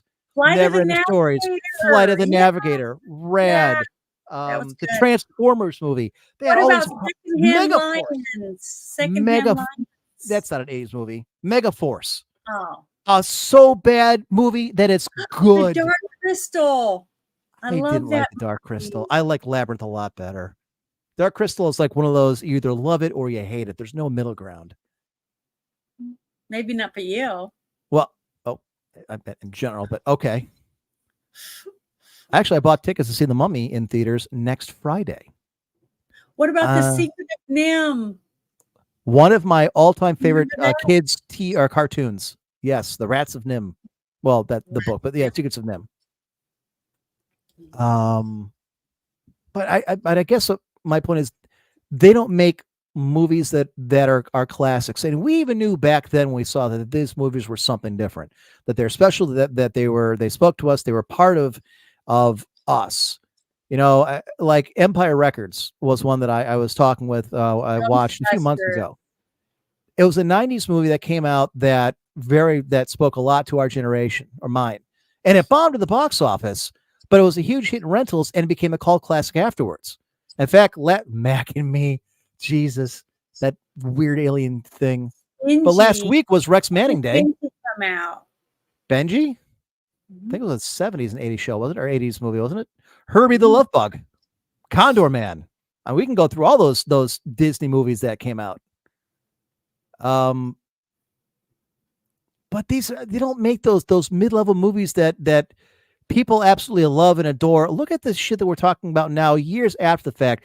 From people who are 25, like I just said, up until their the early 40s, like myself. Earth Girls Are easy. I want to do that one. I'm the Love Doctor. I love that movie. Is really cute. But and then we all have seen these movies. Julie Brown, when she sings, "Cause I'm a blonde, nah, that song. Oh, it's so funny. That's a good movie. Sorry, but we all have. Connections. We all know what we're talking about. We all know what each person's talking about when we mention these. Ice Pirates, Crawl, Explorers. We mentioned that's one of my all-time kid favorites. And we talked about the space herpes and all that for the review. Ice Pirates, Time Bandits. Yeah, Time Bandits. Heavy Metal. I saw as an adult. I did not see that as a kid. Unicorn. Oh, the cartoon. Yeah. That was like one of those Rank Bass or what it was, like the Lord of the Rings one. That was I think the first time I ever heard, a cartoon say the word damn, like, oh, they swore in a cartoon. Mm-hmm. But look how many movies we've dredged up in the last 15 minutes. Mm-hmm. I don't know that I could do that over movies for the last 10 years. I couldn't do that. And these are movies from 30 and 40 years ago. Yeah. I think we've lost something. And I wish I could put my finger on it and say that this is what we're missing today. I think Hollywood keeps chasing these giant blockbuster Marvel-esque movies or Star Wars or whatever. I don't think you have to swing for the fences every time you put a movie out, man. I think there's a very big market for that mid-level type movie that I just don't think people are really. People are starved for entertainment. That's why YouTube, good entertainment. All these channels have popped up because there's nothing to watch on TV. It's boring. It's the rerun after rerun after rerun, or it's so woke you don't want to watch it. And I think we're trying to find alternative entertainment. That's introducing why porn probably exploded, because people just rather have sex than watch television or go to the movies. It's cheaper than dating. Yeah. It is. You don't have to, pull out your wallet and pay for meals. Or pull out. Yeah. You don't do any of that stuff. I don't, by the way. Wink. You know what? I might explore this as one of my 10-minute shows in a couple weeks. Back then, from Tree Rock Creations. Back then, Hollywood made movies for the U.S. audience. It doesn't do that anymore. You know what? I think It's an that agenda is, now. It's all it is. I think that's a very big part of the truth is that the movies are now made for the people writing the movies. They're not for us to necessarily go and watch. The 3 movies we watched, this is from Joe's Atmosphere. The 3 movies we watched the most at the midnight movies were Heavy Metal, The Rocky Horror Picture Show, and The Warriors. I love The Warriors. Yeah, we reviewed The Warriors, and I dressed up as a Fury. And then I did we haven't done Rocky Horror Picture Show, but I went to a Rocky Horror Picture Show about 2 months ago, and I put a video up, and I'm dressed as Magenta. Clue. Clue's Clue, another one. Yeah, I love Tim Curry though. I just love him. I think that's why when you said Rocky Horror Picture Show, that's why I thought of Clue. Then again, that was a star-studded cast. He was in Legend. He was the demon or the Satan guy or whatever. Darkness. Yeah, him. Yeah. Darkness. And he wouldn't know it too unless somebody told you that was Tim Curry. He'd have I didn't know for years. You can tell by his voice. He's got a voice. I saw it as a kid. So it doesn't matter if not all of us were in our 30s when we saw it. Well, ooh. I wasn't in my 30s. I know. But some people were in their 30s when they saw it. That doesn't mean anything bad. What were some of the other John Hughes movies? Pretty in Pink, 16 Candles, Ferris Bueller's Day Off, The Breakfast Club. What am I missing? I'm missing a few. The Brat Pack movies. I don't remember. Pretty in Pink? I said Pretty in Pink. Oh, sorry. What's the one with John Cusack before he went nuts? He's like a karate guy and he's dating this hot chick who's going away to college. Karate Kid. That was a movie that came out. What is it? Karate Kid. Karate Kid 1 and 2. We won't speak of 3. Oh, Jesus. That's gonna bug the shit out of me now. Look it up.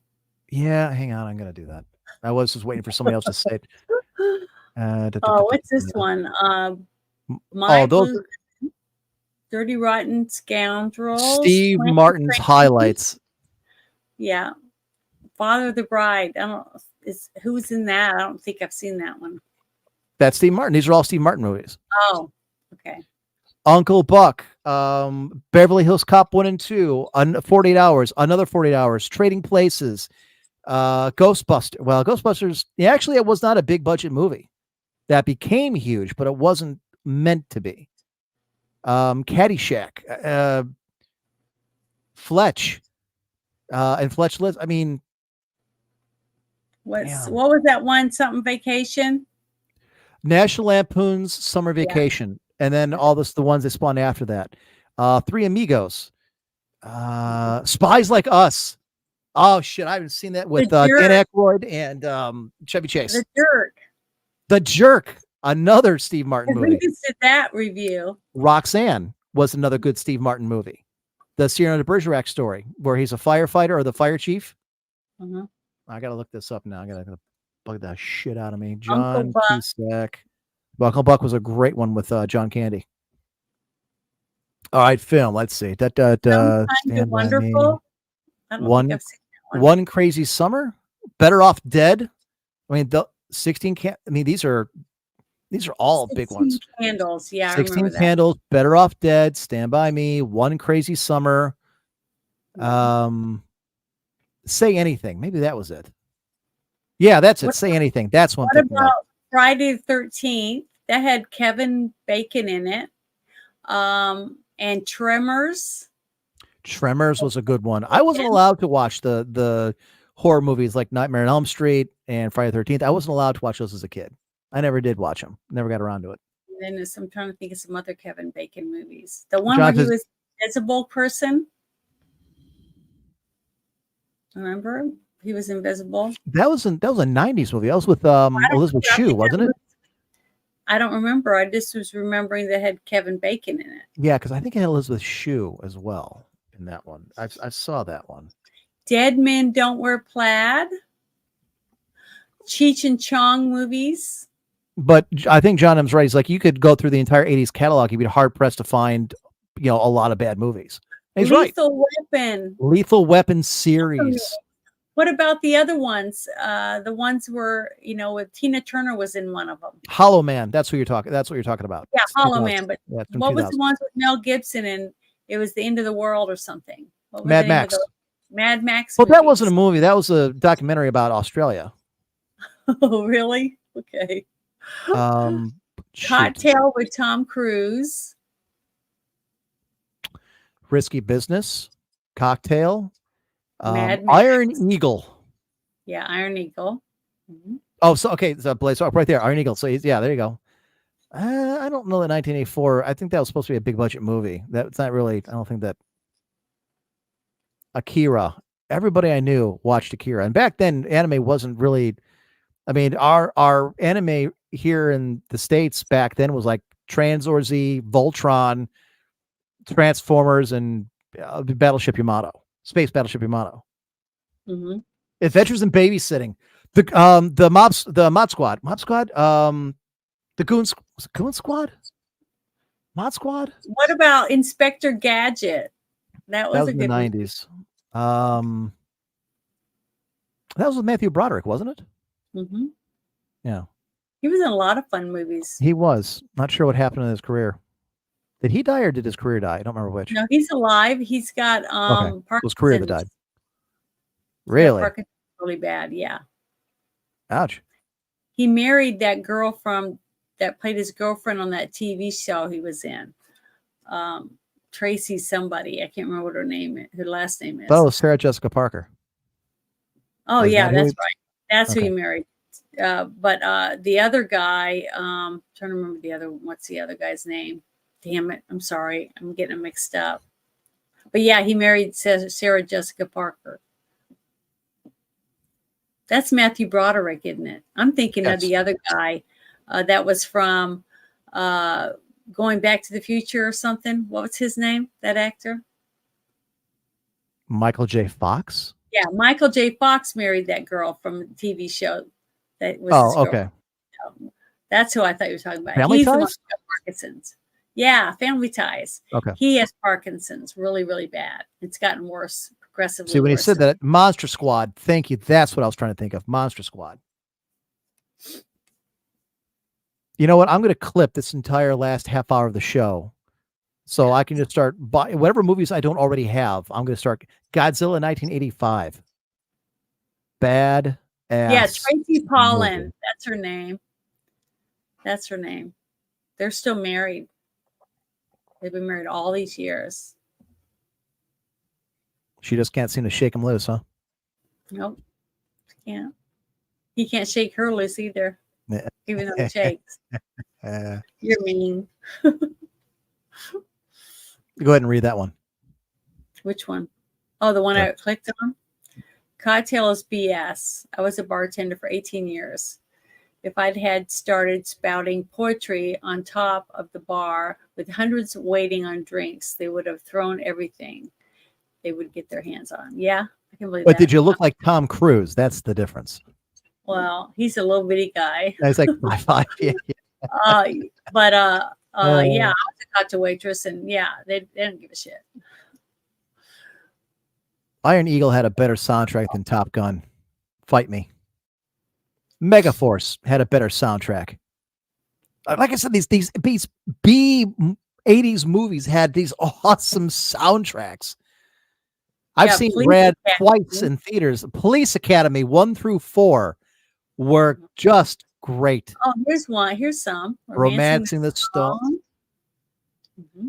Splash, Big, The Burbs, and League of Their Own. This is the Romancing the Stone. These are Tom Hanks in like the last 3 or 4. We're gonna Bernie's, yeah. Shit. A lot of good movies. Wow, we did have I could be watching movies for the rest of my life. Right? We'll never run out of stuff to watch. I feel fucking old. I was going to make a 90s dive and go through all the 90s movies again. So I watched Chasing Amy and Mallrats and Empire Records. I'm like, this is the movies that we saw when I was in high school. God, I miss it, man. I miss it more than I miss certain dead relatives. I was watching that. I don't even know why, but it popped up. That movies anytime you want at your house. Make popcorn and what I mean is I miss the era. I miss the music. I miss the dress. Going to a mall with your friends. People don't do that shit anymore. I was about to say I was watching that New Radicals film or video of their hit song from like '98, and it's in a mall. There's like one giant mall around me still, and 3 or 4 that are barely hanging on, and everybody used to do well. By the way, if you have a drive-in in your area, folks, go to the drive-in. Do yourself a favor. Become a patron of your local drive-in. There aren't many. It used to be 5,000 of them. There's like 400 now left in the. That was the sequel to Romance in the Stone. Liar, Liar, and The Mask. But go to a drive-in. It's a whole different experience. And it's a very American experience. The double feature you're not going to find anywhere else in the world. They just don't get it. But drive-ins, I know they sprout up in a few countries. They're still a thing here in the States. But it is a truly American experience to watch a movie. And I highly recommend, if you have one within driving distance, go, especially in the summertime. Let your kids go to one. Yes, we go probably once or twice a month from May through October. And we always go to the trunk or treat because we have one that's maybe 15 minutes away. The same family that's owned it since the 60s. And it's great. Put out some chairs. We got this giant Bluetooth speaker. So we just, tune it in, and pop-up drive-ins. That'd be kind of interesting. It's like a flash mob, but for drive-ins. Well, if you had a big lot of land, you could do something like that, and a projector and stuff, because I don't know how else you'd get it up on the screen. Well, I guess that's what's killed most of the drive-ins that were hanging on, was because everything went to a digital format. Well, those things are like 60 to 100 grand for one projector. A lot of places are mom and pop owned. There's no chains that I'm aware of drive-ins, so it's kind of hard for them to, buy that kind of thing. And take care of it. Sure. Because it's so hard to get a hold of things that you need, like the older cars, unless you know what you're doing. That's one thing that I've noticed. My parents' generation, everybody worked on their cars. Everybody worked on their own cars. Because it was cheaper. That's why. But it was also a thing you did. And a lot of times it was a social thing you do with your buddies. You lift your car, you're replacing the engine block, or you're putting spoilers on, or whatever. Nobody does that anymore. What? My neighbor's gonna start, kitting out his Kia Spectra, or the Honda Accord. No one does that anymore. There's no cool car. Everybody's car back then was a Super Sport or a Impala or something cool. It's all bullshit plastic. You have the tools you need to work on like a Prius or a Tesla. So that's why people don't work on their vehicles, because they don't have the right those things. Aren't cool cars. You may drive a Prius or Tesla, but you're embarrassed to do it. I don't have it. I bought man would drive a Prius. Oh, sorry. I got a No straight man would drive a Prius by choice. If you were poor, you had to learn how to fix things. Yeah. Yeah. But back then things were made to be fixed. Today they're made to be thrown away. Fuck, do I sound old? I'm not old yet. I sound it. Cars aren't even made out of metal anymore. No. Just the frame, and that's it. Everything else is like made out of like aluminum and plastic. I don't know when I achieved boomer status, but apparently I have. I'm tired now. Old anyways, so it's been a long day. I'm old. I'm tired. Well, need a nap. But I've been up since 4:30 this morning. By the way, this was supposed to be a 1-hour show, woman, and it's now going on 3 hours. I told you I didn't know how to set a timer. I don't know how to put a timer at the bottom. You know how to look at a clock? We spent the last 40 minutes naming random 80s movies, and it was I don't great. have a clock in here. All right, next show we're naming random 90s bands. You know, we're gonna have a theme. Like every week, we're gonna just name random shit. All right. Name random 1960s shortstop, but only for the National League. Hey. Okay. You can run it. Oh, I'll sit back and let you take care of it. Joe's had my first beer when I was 8 with my dad. See, and that's a memory you're gonna have forever. You're always gonna remember that. Sure. It's the first thing he says at AA. Hi, I'm Joseph Atmosphere. Started drinking when I was 8, changing breaks with my dad. I drink. He was an alcoholic, but I was. An alcoholic. I hardly ever drink. I can go months without having one glass of wine, but I like having one. So I don't like the taste. I hate to sound like a pussy, but I don't drink alcohol. I don't like the taste. I don't like beer. I can't stand the smell, and I don't like the taste. There it is. I don't give a shit. I'm not a teetotaler. I don't like the taste. Well, don't feel bad because I don't like cigarettes. Well, I don't. I feel superior. I don't like the smell of cigarettes, and I don't like cigarettes. I don't smoke either. So, but you know what, John? Here's the thing, and let me ask about this, Janet. Mm-hmm. And I've noticed this. Everybody misses the 80s and 90s. Even people that didn't fucking live at the time miss the 80s and the 90s. Nobody misses the 2000s or the aughts or anything like that, or the 70s or 60s. It's the 80s and the 90s. The movies, the fashion, the music. Why?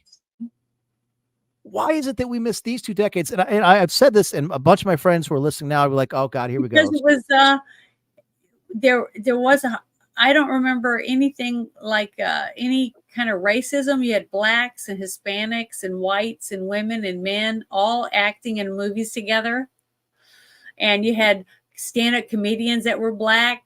You had stand-up comedians that were Hispanic. You had women stand-up comedians. I mean, it was very diverse, and people made fun of everyone. You know, we don't do any of that anymore. You're not allowed to make fun of anything anymore. I'm sure your mileage may vary for some people, but I think that's generally true. And I say this to my friends, like we were living in a golden age, and we didn't know it. The 80s and 90s were the last good decades where that kind of shit. Did it happen? Sure. You had the occasional LA riots, but by and large, everybody got along.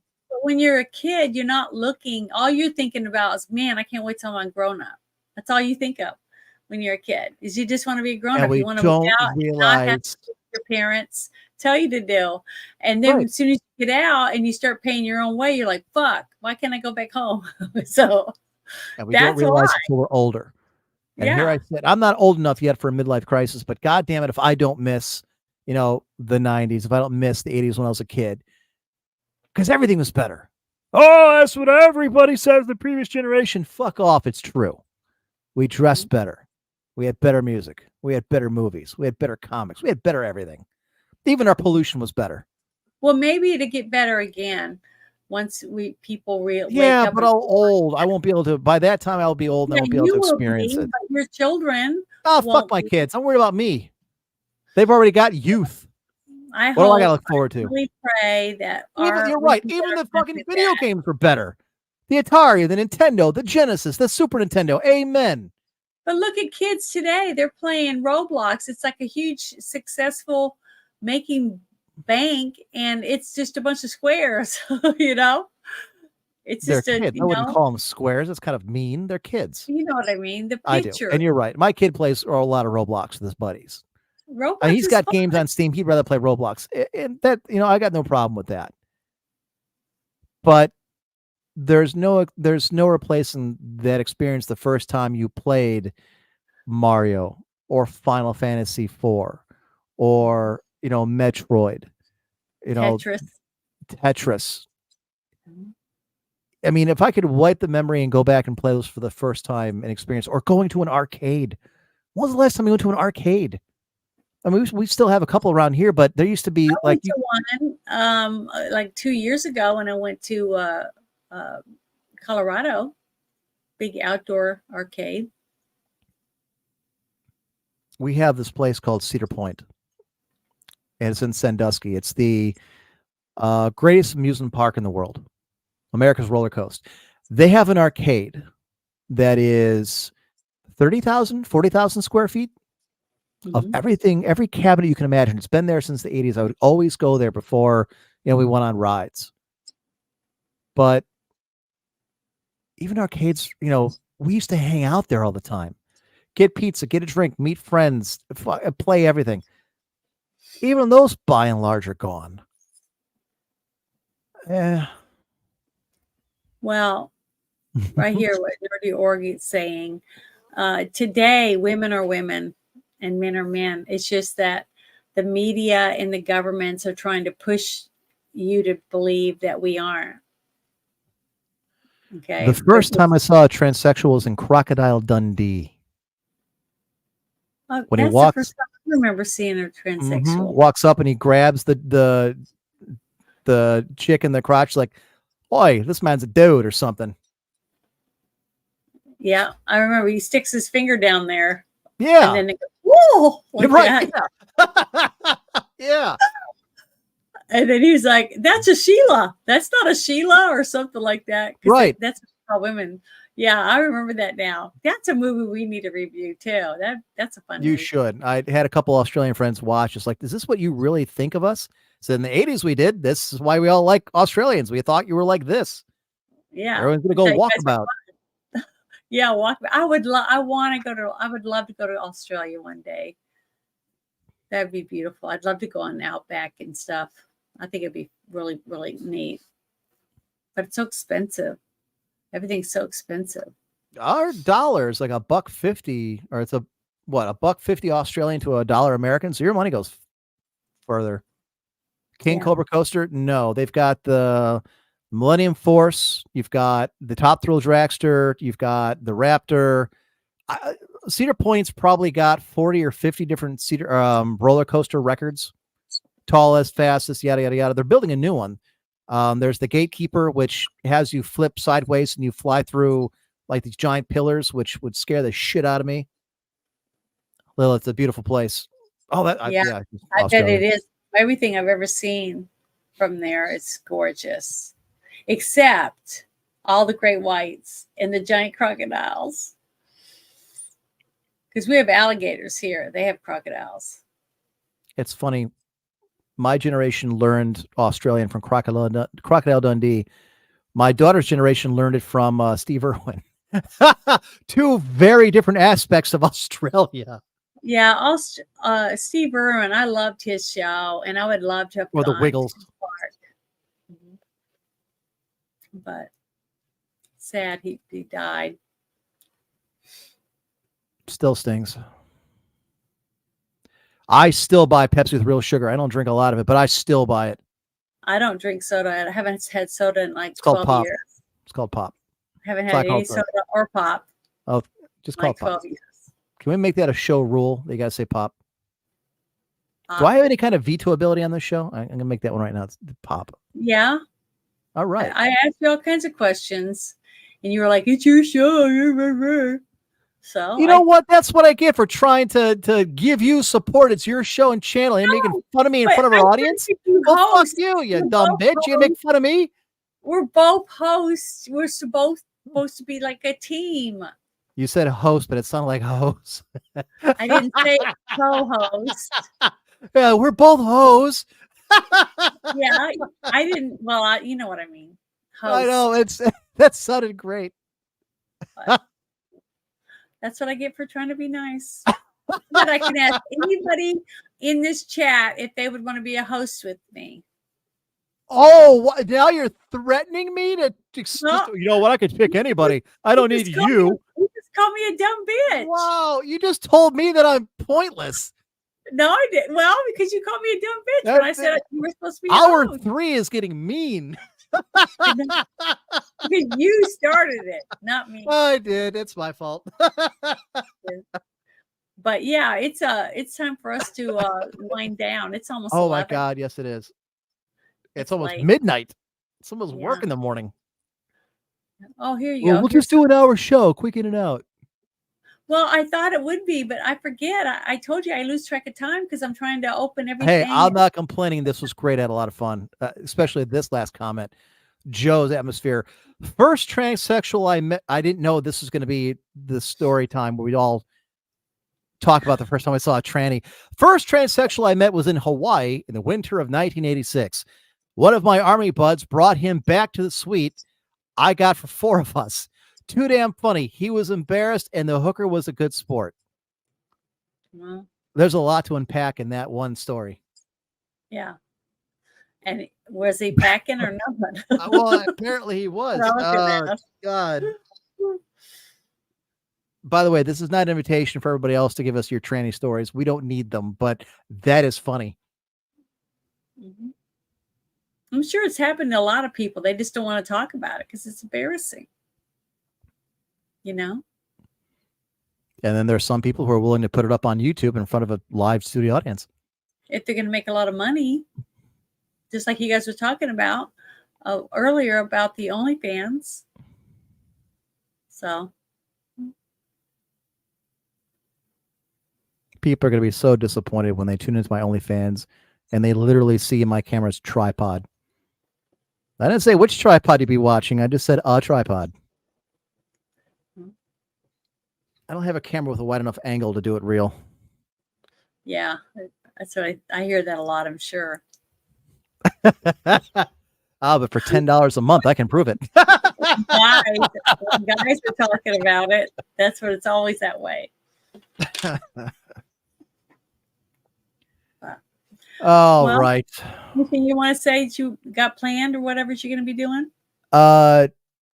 By the way, for those who came out to meet me at the Meijer in Cincinnati last week for the sign, the meet and greet, I was very disappointed. Not a single person showed up. I mean, people did to like grocery shop, but no one showed up to meet me. You had a meet and greet? Wow, you forgot the joke from last Friday. Okay, never mind. It's not real? No, it's not real. Who the fuck would want to meet me? Actually, no, I've got stories about that actually happening. I have friends that do meet and greets all the time. Yeah, in our genre group of people, we do that stuff. Yeah, we make a big deal of it. Remind me next week, and I'll tell you a couple stories about people who came up to me at conventions, who I didn't know they recognized me by face, but they did by voice. I even signed. You know what? I'll tell a story another time. I've got, let's see, what am I promoting? Well, tomorrow night I'll be on the Shit Show with you and Orange Hat and Ruben at 10 p.m. Eastern. Friday night Shit Show, and we'll be mostly politics. Sorry, people. But smart ass politics. What else did I have? I thought I had something else going on this weekend. You said you were going to you said you were going to go, I thought you were going to go to the movies or something. That's next Friday, but we're going to movies prior to the show, so I will not miss it. We're going to see The Mummy, the 25th anniversary release. It's going to have a limited showing in at least theaters around here, but I assume nationwide. So I got tickets for my son and my buddy and I. We're going next Friday. That'd be fun. As for the weekend, I swear to God, I had something going on Saturday, Sunday, which will be very disappointing to whoever I was doing it with because I forgot. But I will be here tomorrow for you have a date. I don't have a date. I thought you had a date. Saturday. I do not have a date. What are you saying, Janet? No, I thought you said you What had are you doing Saturday? I'm going to be playing Dungeons and Dragons. Wow. Okay. Rather do that. All right. All right. All right. All right. I do it every Saturday. I am hoping to watch a movie with a friend of mine on Saturday night. It's kind of like a date, I guess. Except I won't get any action. She'd probably punch me. At any rate, but other than that, I will be here tomorrow night, 10 p.m. Eastern. Is that the reason you go on dates? What? To get punched? No. Yeah, I'm a glutton for punishment. Action. Isn't that why we all go on dates?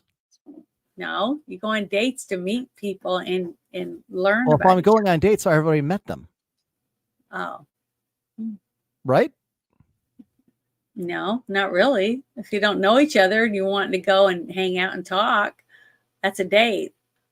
Doesn't mean you're gonna. It's not a date off a Tinder. A Tinder date, yeah. That's all you're gonna do is hook up and leave. So yeah. Date you're gonna take. But Tinder is the Walmart of dating apps. And I speak from experience. There are a few diamonds in there, but everything else is really fucking rough. I would not recommend it. Well, I did have some fun, but very limited fun. well, at least you got something out of it. That's good. I like to think Yeah. that we both got something out of it. Tomorrow, well, I bet they did get something out of it. Yeah, they did. Tomorrow is a Yeah. show, and then Saturday I'm going to play DD, and then Sunday at about 12 noon, Bruce and the rest of us, whoever wants to come watch, let me know if you're interested. You can send me a message on Twitter, and I will invite you to the Discord so you can watch the movie, The Best Little Horse in Texas, with Dolly Parton and Burt Reynolds, and then we'll do the review afterward. At Cool. 2 rounds. So if you want to do that, it's fun. It's a lot of fun. We all talk about it and stuff, just like we're doing like now, but it's just a small group of us because we're in Discord together talking about stuff. But it's a lot of fun.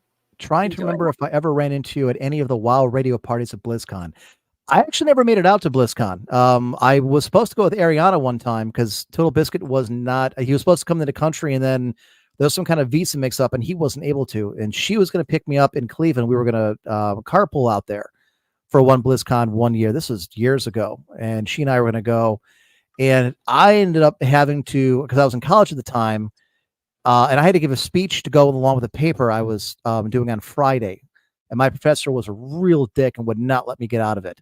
So I never actually made it out to BlizzCon. Most of the conventions I've been to have been in and around either the Midwest or on the Eastern Seaboard. Mm-hmm. You can read the comments too, you know. You have a nicer voice than I do. You're speaking. You were talking. I try not to interrupt, even though sometimes I get excited and I do. You know, you're very good at it. Yeah, that's not been a problem. I'm good at what? Not interrupting. Oh, okay. It says, I'll be there tomorrow. Helps me get through the first couple hours of work. Well, thank you. I hope you'll be there. I'll remember you. That's it. But thank you everybody for coming and hanging out with us for a little while. It was fun because we got 133 people in here right now watching us. Don't forget to like and follow Janet from Other Planet on her show right here on YouTube, on Rumble. Yeah, follow her on X. I'll put my Twitter. I'll put my Twitter thing in there for anyone who doesn't know what it is. You know, if you're on YouTube or something, or Rumble. For those who want to follow me, since she didn't offer, you can follow me at Emperor, the number 1 and the letter G. Right now, on I have X. to do it at a time. I'm not very fast. There, see, I'm putting it in right now. That's Emperor's Twitter.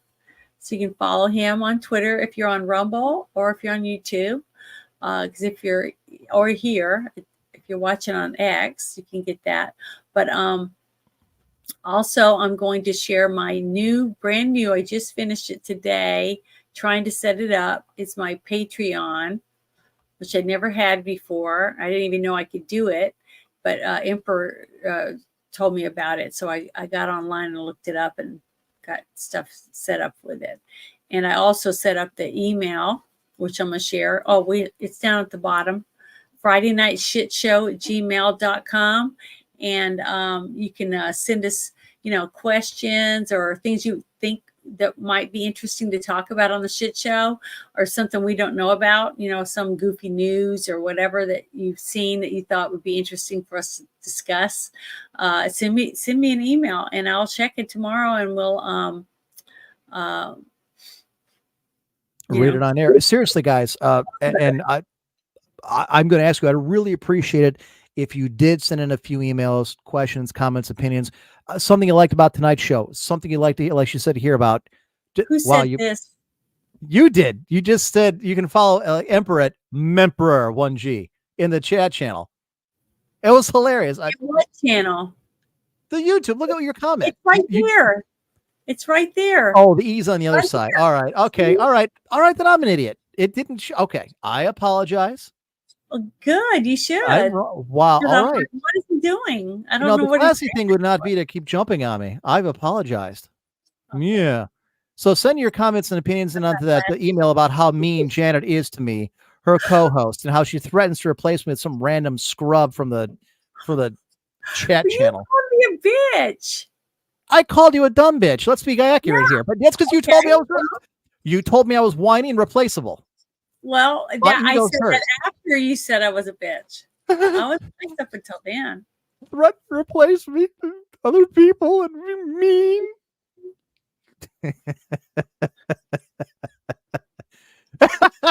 Well, hey, that's after the show.